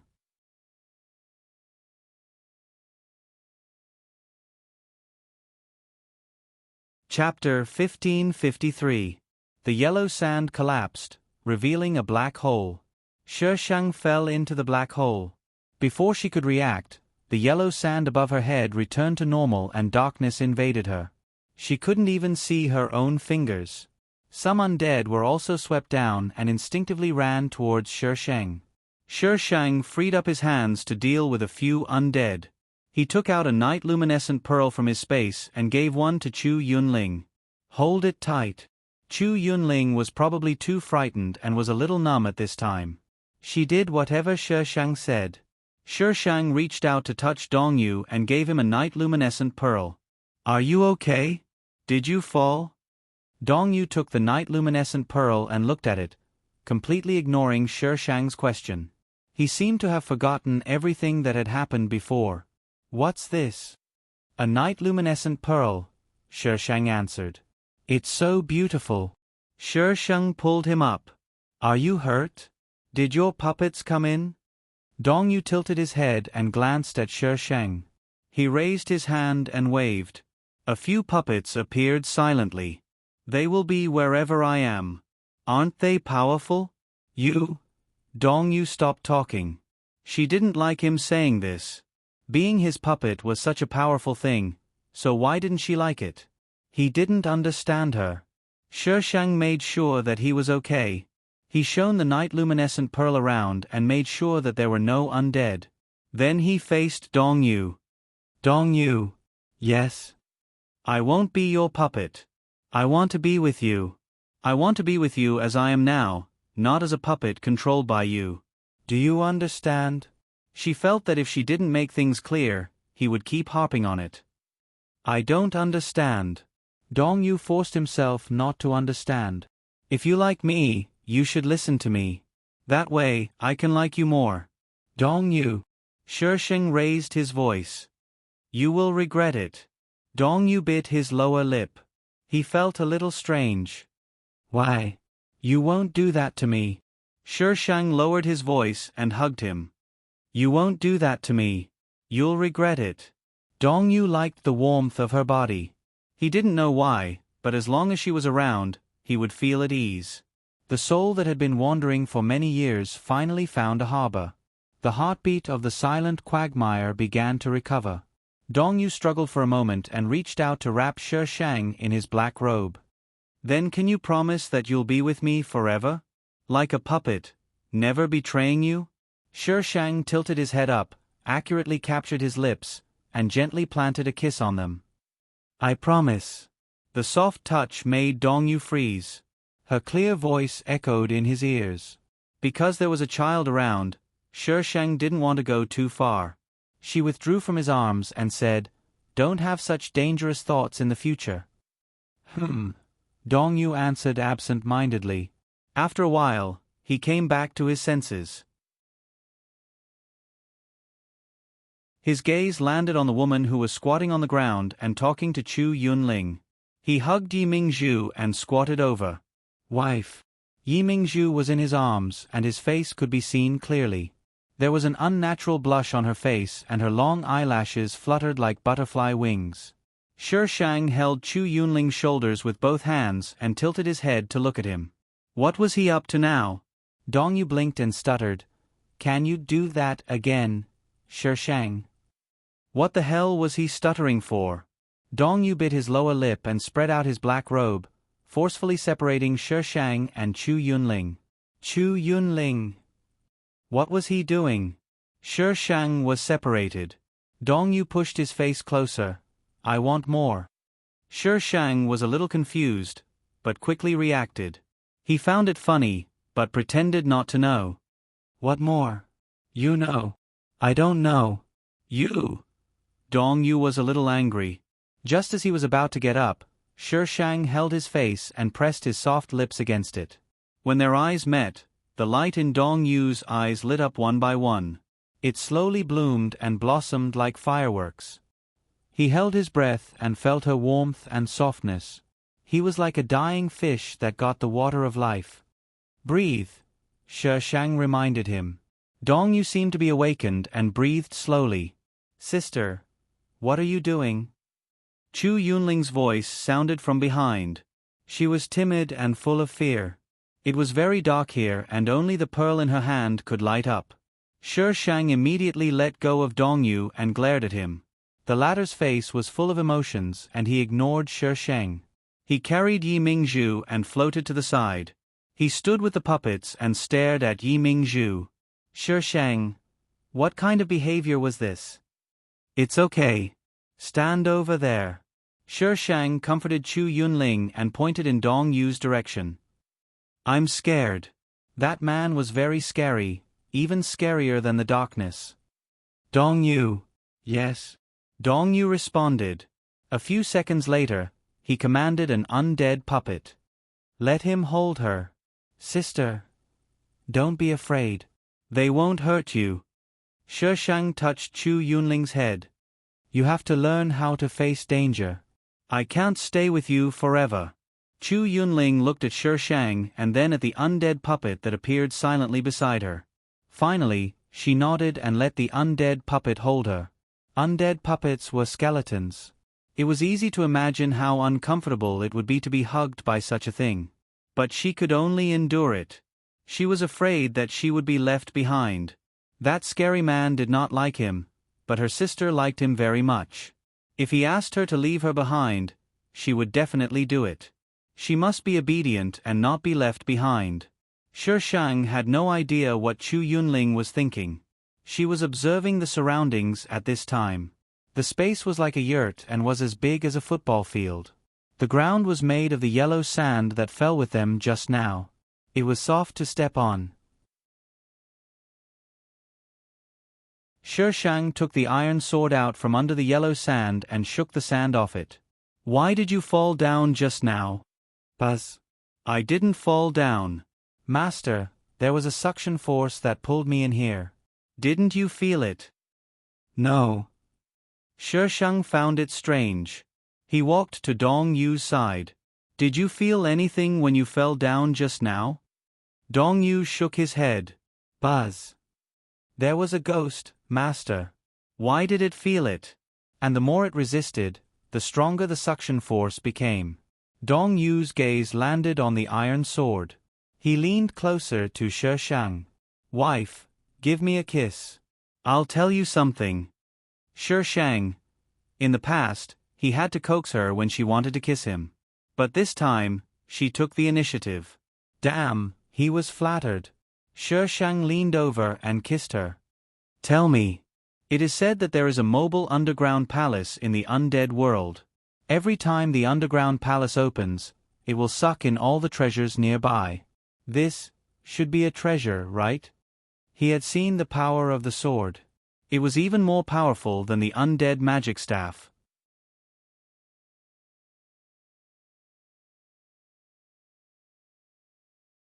Chapter 1554. A moving underground palace? How could it be moved? I heard that the owner of this underground palace was the tomb of the first king of the dead in the world of the dead.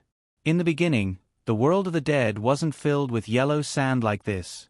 It was filled with singing birds, fragrant flowers, and green trees. But after the death of the first king of the dead, he took away the vitality of the world of the dead. That's why the world of the dead ended up like this. Later, someone discovered that a moving underground palace would appear in the world of the dead. Anything good would be sucked into the underground palace. No one knew who spread the rumor that this was the tomb of the first king of the dead. Anyway, this rumor continued to spread. An underground palace that could suck treasures must have a lot of things inside. In the beginning, there were also people who wanted to enter the underground palace. Unfortunately, the underground palace appeared at different places and times. It was very difficult to find one. Even if they did, they might not be able to enter. Dong Yu paused. His eyes flickered. But these are all legends. I don't know if they're true. Shi Shang. Another gift for the FL Sama? I don't want to enter a dungeon. Let me go out and fall in love. How do we get out? Shi Shang looked up. It was pitch black and they couldn't see anything. They didn't know if they could cut it open. I don't know. Dong Yu didn't look at Shi Shang. Instead, he looked into the darkness. The luminous pearl was wrapped in his black robe, blocking part of the light. Shi Shang asked them to stand further away. She would try to cut it open from above. The pitch-black thing above was a kind of stone. The iron sword did cut some of it, but the whole space began to shake. It was about to collapse. Shi Shang hurriedly led them to the passage on the other side. As soon as they ran out of the passage, the yurt-like space collapsed with a boom. The huge stone blocked the passage. Yellow sand flowed out from the gaps between the stone. Shi Shang watched silently. There was no way to play. It collapsed without a word. This passage was very long. There was no light at all. No one knew where it led to. Shi Shang destroyed everything along the way. Everywhere she walked, unsurprisingly, collapsed. If this was in the modern world, host, you would definitely be arrested. Destroying cultural relics. Kacha kacha. The sound of bones rubbing against each other abruptly rang out in the passageway, echoing continuously. Shi Shang stopped his actions and looked at the end of the tunnel. There was a T-shaped tunnel there, and the sound was coming from the left. It was getting closer and closer. Suddenly, two undead appeared on the T-shaped channel. They looked a little confused, probably innocent undead who had been dragged in. Their soul flames looked weak, as if they would be extinguished at any time. Seeing Shi Shang, the two undead immediately perked up and pounced on her regardless of the consequences. Shi Shang easily dealt with the two undead, and the weak soul fire was immediately absorbed by Dong Yu. As they continued forward, they encountered more and more undead. Were there so many undead that had been sucked into this place? Kacha kacha. It was the same voice again. Shi Shang held his sword and prepared to slash at the undead as soon as they appeared. She waited for a long time, but the undead did not appear. However, the voice did not disappear either. It just kept ringing at a distance. Shi Shang held Dong Yu's hand and walked toward the source of the sound. The tunnel turned in front of them, and the light of the night-luminescent pearl immediately lit up the area. The undead king leaned against the wall of the tunnel in a sorry state. It only had half of its body left, and the soul fire in its head was more than half as dim as before. It was surrounded by a few undead. These undead just walked around it, and naturally did not come over for a long time. The undead king noticed that someone had appeared. He ordered the undead to stand beside him and looked at the newcomer vigilantly. This is a moving underground palace. You can only wait for death if you come in. It's meaningless to attack me now. The undead king struck first. Why is the soul fire so weak? Dong Yu stared at the soul fire of the undead king. What a pity. The undead king.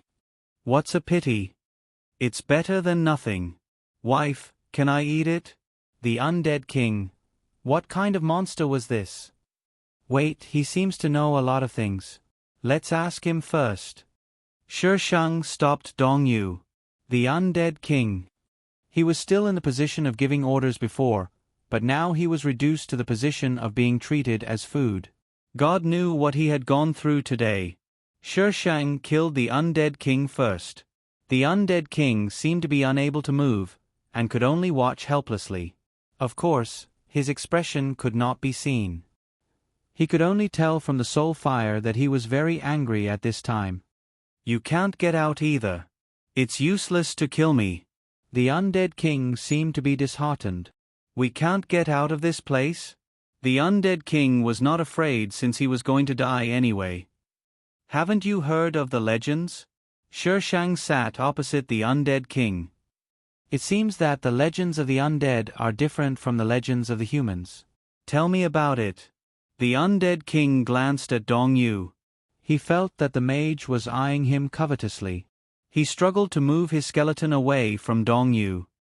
I can tell you, but don't let him eat me. He was powerless now. He had to find a way to live longer. You're going to die anyway. Why do you care about this? Forget it if you don't agree. The undead king turned his head away. He did not want to talk anymore. Shi Shang glanced at Dong Yu. Dong Yu mumbled, "It doesn't taste good anyway. I won't eat it." Dong Yu had just found out that the soul fire of the undead was not as delicious as the ones outside. The undead king was speechless. He actually despised it. It was the undead king.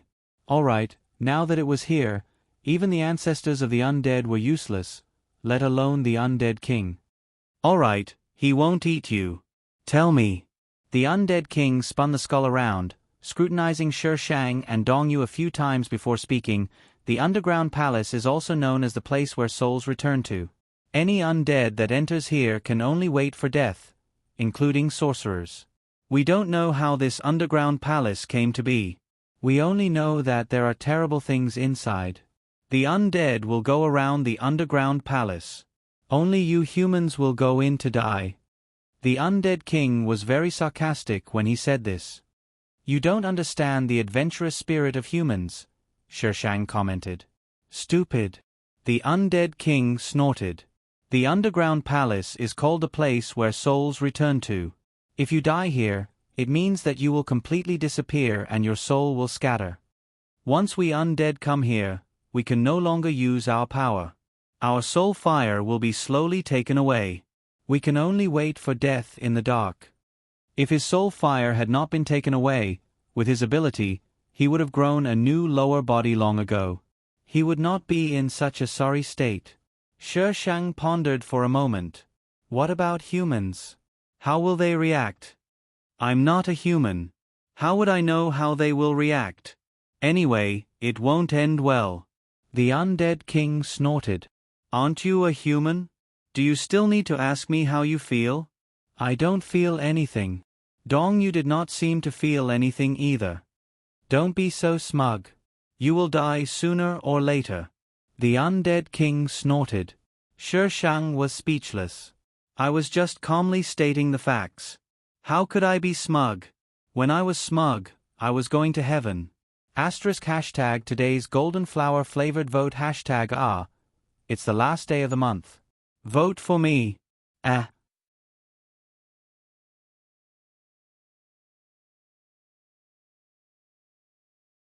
Chapter 1555.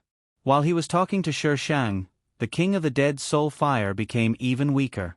The king of the dead was in despair. His soul fire fluctuated greatly. I'm going to die soon. If I knew I would encounter the underground palace, I wouldn't have made my move today. How did you know that person had the Book of the Dead? It wasn't hard to know that she had the Staff of the Dead. After all, everyone in the Netherworld knew that the Staff of the Dead was in Wei Xian's hands. The Staff of the Dead and the Book of the Dead will appear together in Song Willow City. I've known this for a long time. You hid under Song Willow City just to wait for these two things to meet. This made sense. Why would the King of the Dead live under Song Willow City? But who told you this? The King of the Dead glanced at her. Why should I tell you? You're going to die anyway. It doesn't matter if you tell me or not. Shi Shang shrugged indifferently. The King of the Dead. He actually felt that it made sense.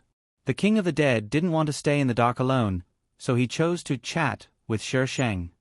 This was passed down from my family. Just like humans, the King of the Dead had families. Moreover, the title of King of the Dead could be inherited. Wasn't it very down to earth? Wasn't it very grand? The King of the Dead in front of them was indeed hereditary.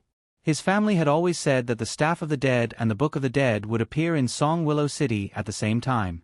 Therefore, his family had been living under Song Willow City for generations, waiting for the right time. In fact, Song Willow City didn't even exist in the beginning.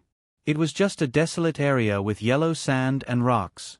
Only later did Song Willow City come into existence. The Staff of the Dead originally belonged to us. You humans stole it from us and used it against us. Despicable and shameless.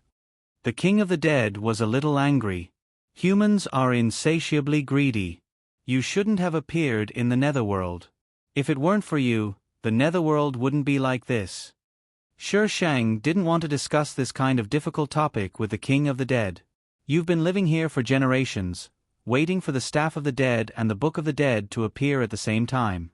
Now that the Staff of the Dead and the Book of the Dead have appeared, the underground palace. Do you think this is a coincidence? The soul fire of the undead king wavered. What do you mean? Could it not be a coincidence? Shi Shang narrowed his eyes and smiled. You said that there's something terrifying in this underground palace. What is it? I don't know. It's just a saying among the undead. The undead king shook his head. The undead who really entered the underground palace are all dead. It's a conspiracy. Shi Shang gave the undead king 5 words and a punctuation mark. Wherever there is a female lead, there must be a conspiracy. If she hadn't intervened, the necromancer's staff and necromancer's book would have been in the hands of the female lead.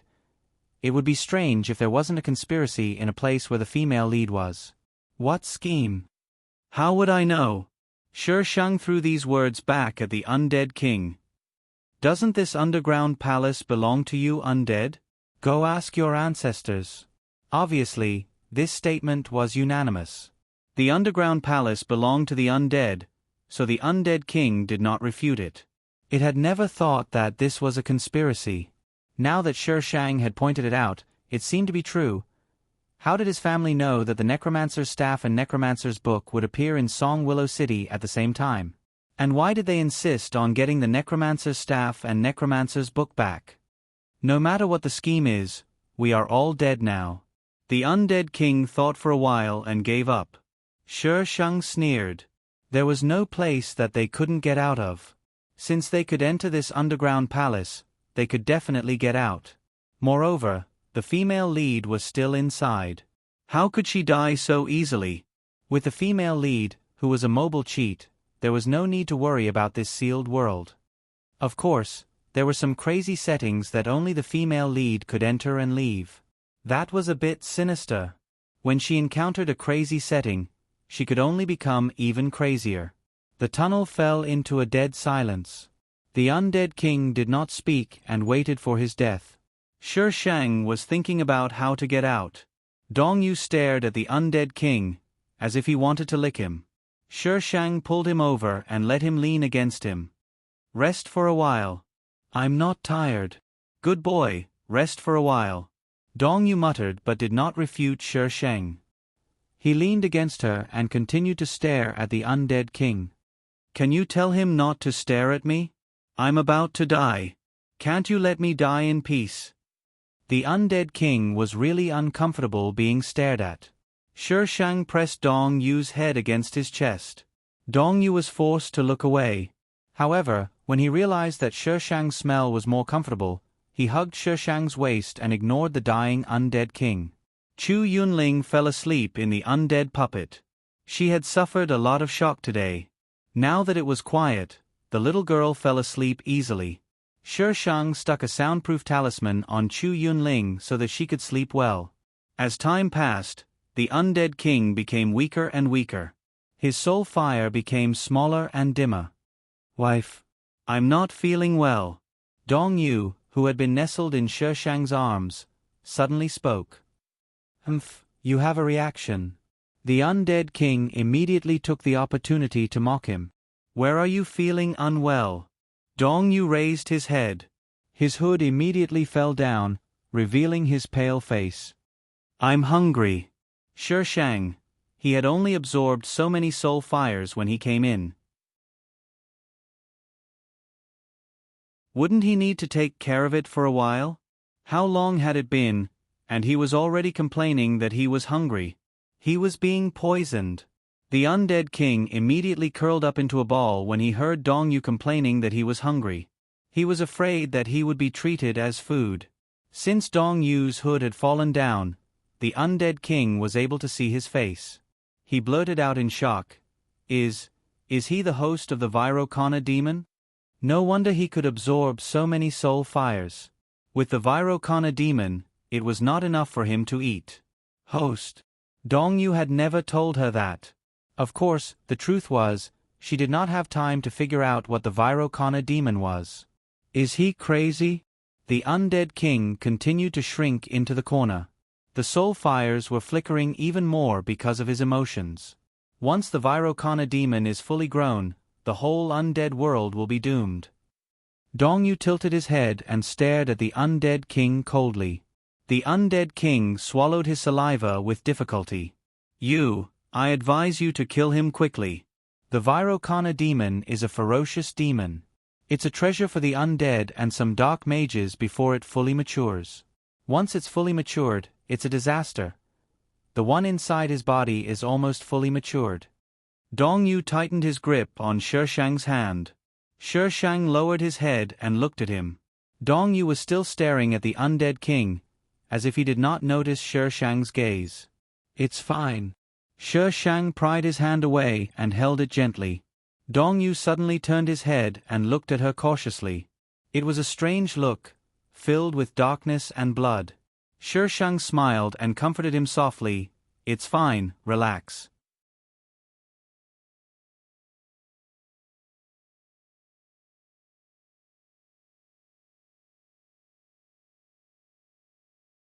No one liked the glaze.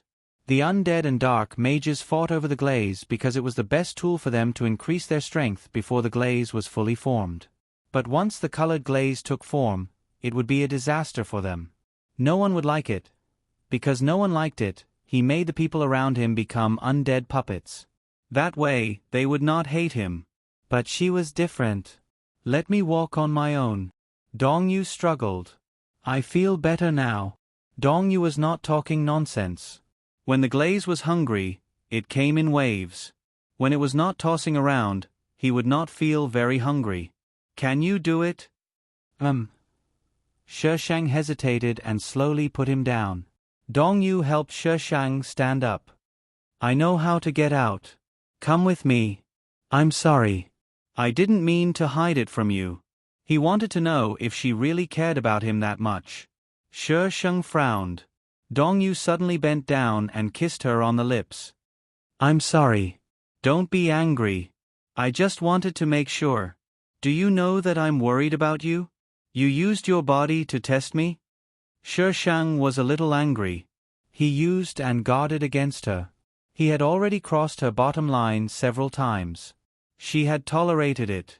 But he used his own safety to test her. Dong Yu was like a child who had done something wrong. He said in a low voice, I'm afraid that you'll be like them. Shi Shang stopped breathing. She did not know what he had been through in the past. Environment was a factor that influenced a person's character. He should not trust anyone. How could he trust her so easily? He allowed her to stay by his side instinctively. But he was still guarded in his heart. People were like this. They wanted him to be like this, but they wanted him to treat them differently. Shi Shang was no exception. But she knew that it was impossible. He did not have any memory. He could not treat her like Feng Xi. She could only endure it. Endure it until, when the time was up, Feng Xi could return to her side. You said you lost your memory. Were you lying to me? Dong Yu hesitated. He carefully observed Shi Shang's expression. Finally, he nodded. I just want you to stay. Very good. He used, lied, and tested her. What kind of damn test was this? Host, calm down. This is just a test. Sometimes he has no choice. Plus, he has never hurt you. This proves that his instincts are deeper than his memory. The system quickly gave Shi Shang some chicken soup for the soul. From this, it could be seen how much Feng Ci cared about her. Instincts weren't something that could be formed overnight. What else did you do? Tell me. Shi Shang put her hands on her hips and resisted the urge to swear. Dong Yu shook his head sadly. Nothing. Seeing that Shi Shang did not speak, Dong Yu grabbed Shi Shang's hand in panic. Really? If I lie to you again, I can never be with you. Okay? Don't be angry. I'm sorry. Dong Yu suddenly lowered his head and kissed Shi Shang's lips. He carefully tested her. After confirming that Shi Shang was not disgusted, he immediately used more strength to pry open her lips and teeth. He slid his tongue in and tested her tongue. Shi Shang let him do what he wanted. After a while, she pushed him away. Dong Yu's face instantly turned pale. He looked at her helplessly. Shi Shang put on his hat to cover his face and said in a low voice, "If there's a next time, I'll really kill you." A cold wind blew from nowhere. It lifted Dong Yu's black robe and made it flutter. He tightened his grip on the robe to stop that annoying voice. "I promise. There won't be a next time." He did not want to lose her. The voice in his heart was too strong. It was so strong that he could not refute it. Therefore, he could only compromise. Shi Shang's heart softened, but he did not want to talk about anything else. He changed the topic. "How did you know how to get out?" Dong Yu quickly answered, "I've been here before. I got the glaze from here." It was a little contradictory to write this, but after thinking about the content of the test, he still wrote it. After all, the test could not be that simple.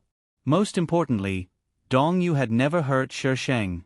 This meant that even if he had no memory of her, Shi Shang was still the most important person in his heart. "I'm afraid that some cherub might not understand, so I'll give you a massage." At first, Dong Yu wanted to keep Shi Shang as his puppet. Therefore, he followed Shi Shang's words and said that he had lost his memory. This was considered a lie. Later, he found out that Shi Shang could fill his stomach. Therefore, he urged Shi Shang to find food for him. This was considered using him. He tested Shi Shang by saying that he knew how to get out of this underground palace, but he did not say so at first.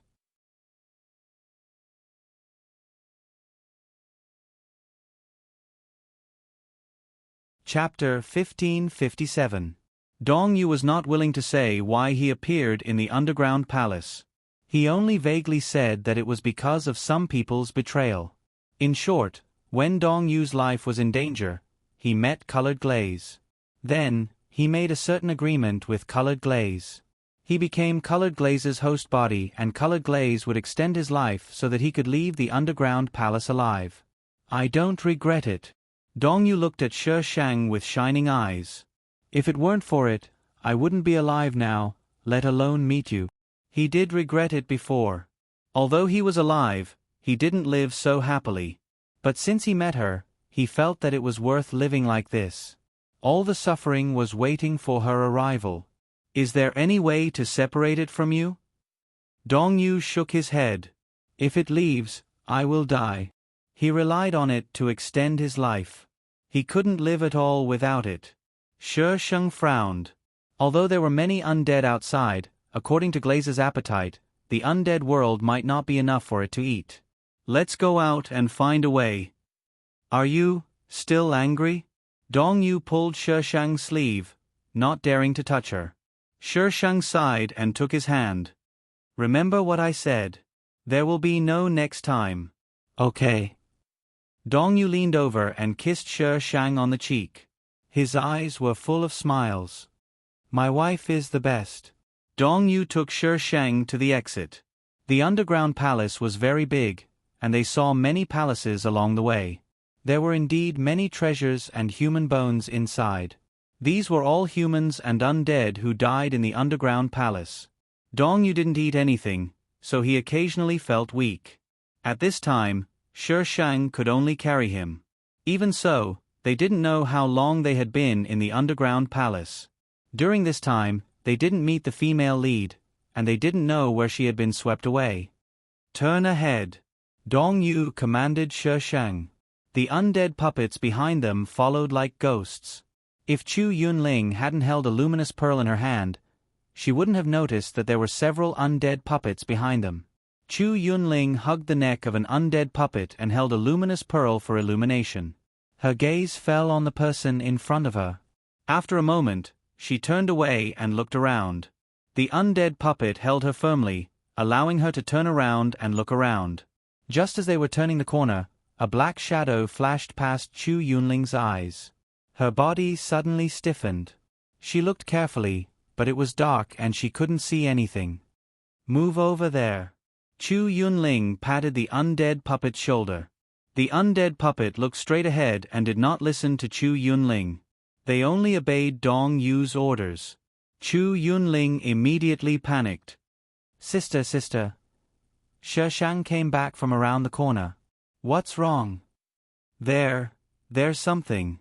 Chu Yunling pointed at the darkness. I see a shadow. Shi Shang raised the night-luminescent pearl and looked over. It was just an ordinary passageway. There was nothing strange about it. Are you seeing things? You let him walk beside me. The last sentence was said to Dong Yu. He let the undead puppet holding Chu Yunling walk beside her. Dong Yu was a little reluctant, but when he thought of what he had done before, he was still a little scared, so he could only compromise and let the undead puppet follow Shi Shang. Chu Yunling was very sure that she was not seeing things. There was something. She shrank her head on the undead puppet's shoulder and arched her back slightly, as if this would make her safer. Ah! Chu Yunling let out a short scream, then said with a sobbing tone, Sister, there's really something. Shi Shang put Dong Yu down and took Chu Yunling over. Dong Yu looked at Chu Yunling and moved his fingertips back and forth under the black robe several times. Chu Yunling hugged Shi Shang's neck. Sister, I'm not seeing things. There's really something. It's over there. Shi Shang patted her back gently and handed her over to Dong Yu. Dong Yu, hold on tight. I'll go over and take a look. You're jealous of a little girl. Are you a man? Dong Yu's lips moved, and he took Chu Yunling reluctantly. He was a man, so what? Chu Yunling was very resistant to Dong Yu.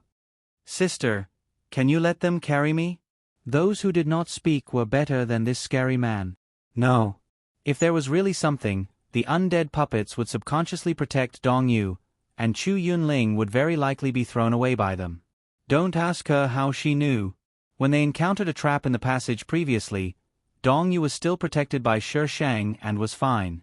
Those puppets almost threw Chu Yunling away. If she had not discovered it quickly and asked Dong Yu to stop them, Chu Yunling would have gone offline to get a bento box. If my wife didn't ask me to carry you, do you think I was willing? Dong Yu wrapped Chu Yunling in his black robe rudely, not touching her at all. Chu Yunling was about to cry. She was still a child. Don't scare her, Shi Shang warned.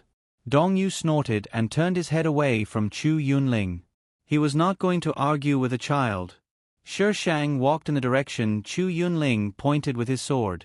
The surroundings were very quiet, and only her footsteps could be heard. She could not feel anything. Sister, is on your left, Chu Yunling said with a trembling voice. Shi Shang looked to the left. There was nothing but a bare wall. Beside you, very close to you. Chu Yunling's voice suddenly stopped. Shi Shang turned to look at her. She seemed to be scared out of her wits, and her face was pale. The next second, she screamed and turned around to hug Dong Yu's neck. Dong Yu almost reflexively wanted to throw her out, but the lass was hugging him too tightly. By the time he managed to loosen his grip, Shi Shang had already darted back and caught him before he could throw her out. Dong Yu wiped his neck in disgust. Wife, she hugged me. Shi Shang glanced at his neck and reminded him. She didn't touch you. He was wearing a hood. When Chu Yunling hugged him, she hugged him together with the hood. How could she touch him? Dong Yu. He calmly put his hand back. Chu Yunling was trembling in fear. Her eyes were tightly shut, and she did not dare to look around at all. What did you see? Shi Shang patted Chu Yunling's back. Open your eyes. Sister, it's beside you. I don't dare to look. Chu Yunling's voice was weak. There's nothing beside me. She did not see anything, nor did she feel anything strange. There's me, Dong Yu interrupted. Shi Shang reached out to pinch the back of his hand. Dong Yu grabbed it and did not intend to let go. Chu Yunling carefully opened her eyes, but closed them again in the next second. It's behind you. It's really sister. Dong Yu looked behind Shi Shang. His undead puppets were scattered around her in a protective posture. There was indeed nothing. Russell. Who? Shi Shang turned around. Russell.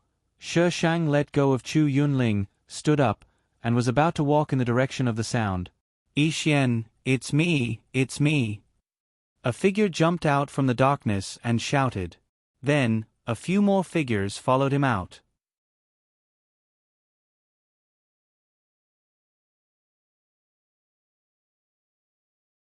Chapter 1558. Why are you here? Shi Shang frowned. The person who had come was none other than Master Jin, who had no stance or moral integrity in Thousand Bone City. I should be the one asking you that. Didn't you go to Willow City? Why are you here? Sorcerer Jin came out of the darkness with his men. His eyes fell on Chu Yunling, who had her eyes closed. He clearly remembered this child. You found her? Why are you back so soon? Sorcerer Jin's words were all-important information. Shi Shang raised his eyebrows. Where did you come in from? Outside Thousand Bones City. Sorcerer Jin immediately answered. Why are you so fast? You're so unlucky. You just happened to run into the moving underground palace. I came in from outside Willow City. Sorcerer Jin. Wait, it's a little messy. Let me calm down. The distance between 10,000 Bones City and Willow Song City was several months. How could he let this woman come in from outside 10,000 Bones City after coming in from outside Willow Song City? What about ghosts? How many days have you been here? Sorcerer Jin asked, a little scared. More than 10 days. She did not calculate the exact time. She could only give a rough estimate. I've only been here for 5 days. In a few days, the moving underground palace went from Willow City to Thousand Bone City? What a joke. Although they knew that the moving underground palace could be moved, this speed was too scary. Sister. Chu Yunling tugged at Shi Shang and said in a trembling voice, It's still there. There's one more. Shi Shang was stunned. He remembered that he had not settled the matter on his side, so he asked Sorcerer Jin to speak later. Little sister, what did you say? Who's there? Sorcerer Jin's eyes turned and stopped on Dong Yu for a few seconds. He seemed a little strange. However, this person was Shi Shang's, so he did not ask too much.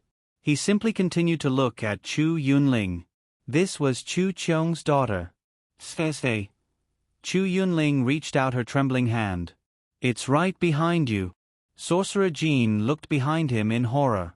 It was pitch black behind him. There was nothing. What was behind him? Master Jin's face was solemn. Your Excellency, Gentle String, this isn't fun either. I've heard that there is no way out of the underground palace. Don't tease me. Hurry up and think of a way to get out. Now, he no longer cared about the mobile underground palace outside Willow Song City. Why did it appear outside Willow Song City in less than 10 days? He just wanted to leave. This place was too strange. When he came in, there were at least 50 of them. They were planning to go out of the city to do something, but they encountered a moving underground palace.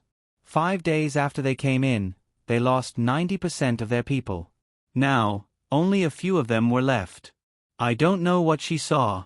It seems that she is the only one who can see it. We can't, Shi Shang explained. Master Jin. Is this for real? He turned his head and looked around. Suddenly, he felt a little gloomy. He couldn't help but move closer to the Shi Sheng. What's going on?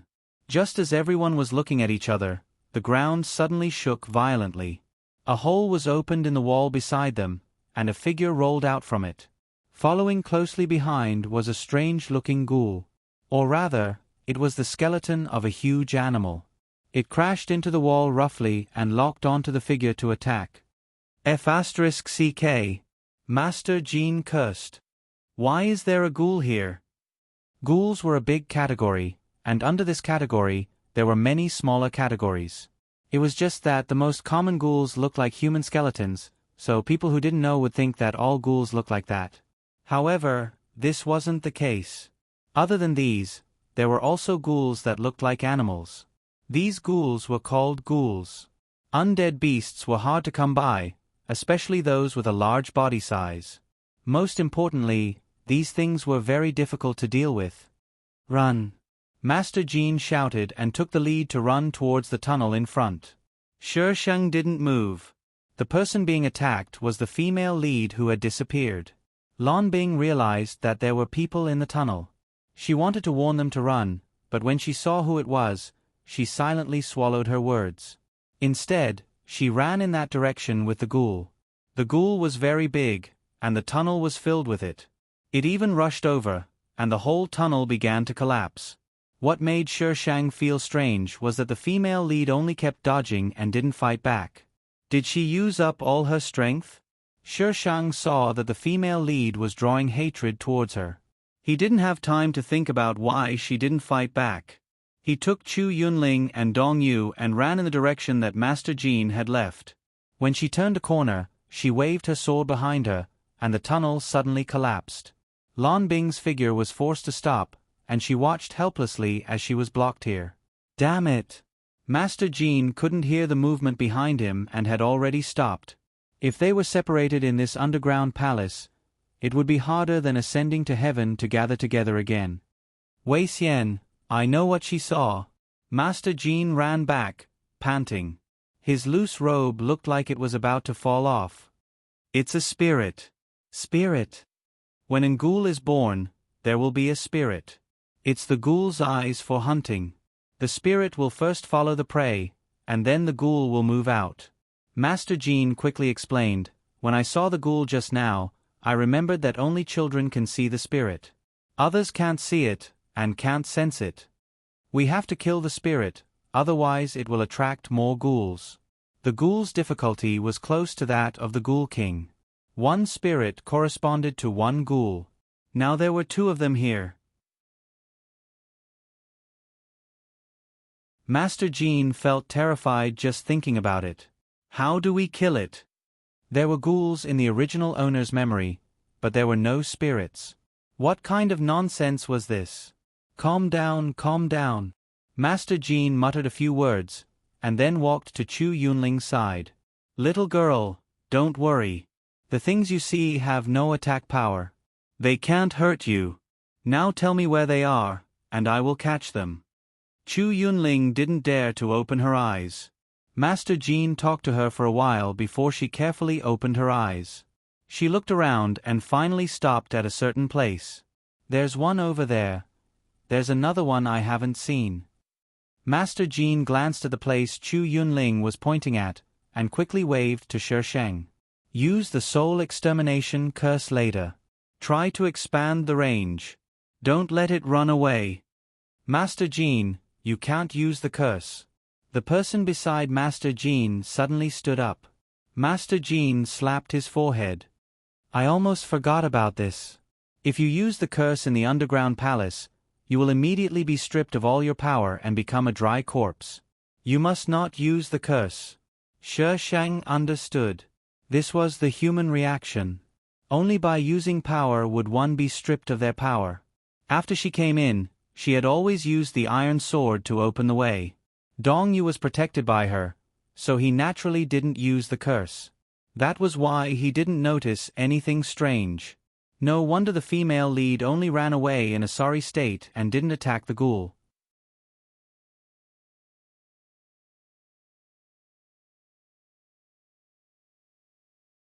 Chapter 1559. We're done for. Sorcerer Jean held his head with a hopeless expression. Spirits can only be destroyed with the soul-destroying curse. As long as the spirits are not destroyed, the undead beast will find us sooner or later. We're going to die anyway. I can't believe I'm going to die in a place like this. My reputation will be ruined. How far are we from the exit? Shi Shang ignored Sorcerer Jin's wailing and turned to ask Dong Yu. It's right in front. Shi Shang nodded. Let's go. Sorcerer Jin stopped wailing. His eyes darted around as if he understood what Shi Shang meant. He quickly went forward. Your Excellency Shi Shang, do you know how to get out? Didn't they say that there's no way out of a moving underground palace? Shi Shang asked the undead puppet to carry Chu Yunling, then quickly headed in the direction Dong Yu pointed. Sorcerer Jin yelled at the back, but his pace was not slow at all. He followed closely behind Shi Shang. Regardless of whether there was an exit or not, moving in a group was better than moving alone in this godforsaken place. Because Shi Shang had increased her speed, they soon arrived at the place Dong Yu had mentioned. It was a very spacious area. It was similar to the yurt they had fallen from, but there was a very obvious stone door in the wall. Dong Yu raised his luminous pearl and looked in the direction of the door. Strange. That door is different from before. Is the exit behind the door? Shi Shang asked. Dong Yu nodded. He had left from here, but the pattern on the door did not look like this. Shi Shang immediately took out his sword and slashed at the door. Boom! The stone door broke into pieces, and a strong light shot out from it. Shi Shang hugged Dong Yu and avoided the light, hiding in the dark. The light was strong, but it was harmless. Something's wrong. Dong Yu squeezed Shi Shang's hand. This is not the way out. Shi Shang looked at the green vines spreading out from the light. He already knew what was going on. The green vines surged out from the light like a flood, climbing along the ground and walls. The entire space was flooded in an instant, and small flowers bloomed on the branches. The vines did not attack them. Instead, they went around them and extended toward the exit. As the vines extended, they brought the light into the distance. The originally dark and gloomy space was now filled with vitality. However, this situation did not make the people present feel relaxed at all.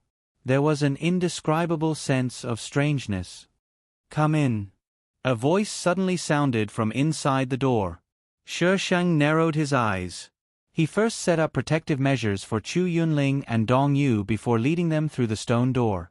Master Jean hesitated, but in the end, he followed. The world behind the door caused everyone to be shocked. There was a boundless green forest, a stream in the distance, and high mountains. Birds chirped and flowers bloomed. It was like a paradise. The voice sounded again. I didn't expect to meet you so soon. It's really beyond my expectations. Stop pretending to be mysterious. Come out and say it if you have the ability. The voice chuckled. Little girl, I'm right beside you. This world is me. Shi Shang, who had seen the world, was very calm, but some people behind him seemed to be a little uneasy. A world actually had a consciousness? A big tree in the distance suddenly moved toward them. It stretched out its branches. I exist in this world. Every flower, every blade of grass, and every tree that you see is me. Purpose. Shi Shang went straight to the point. She was too lazy to beat around the bush.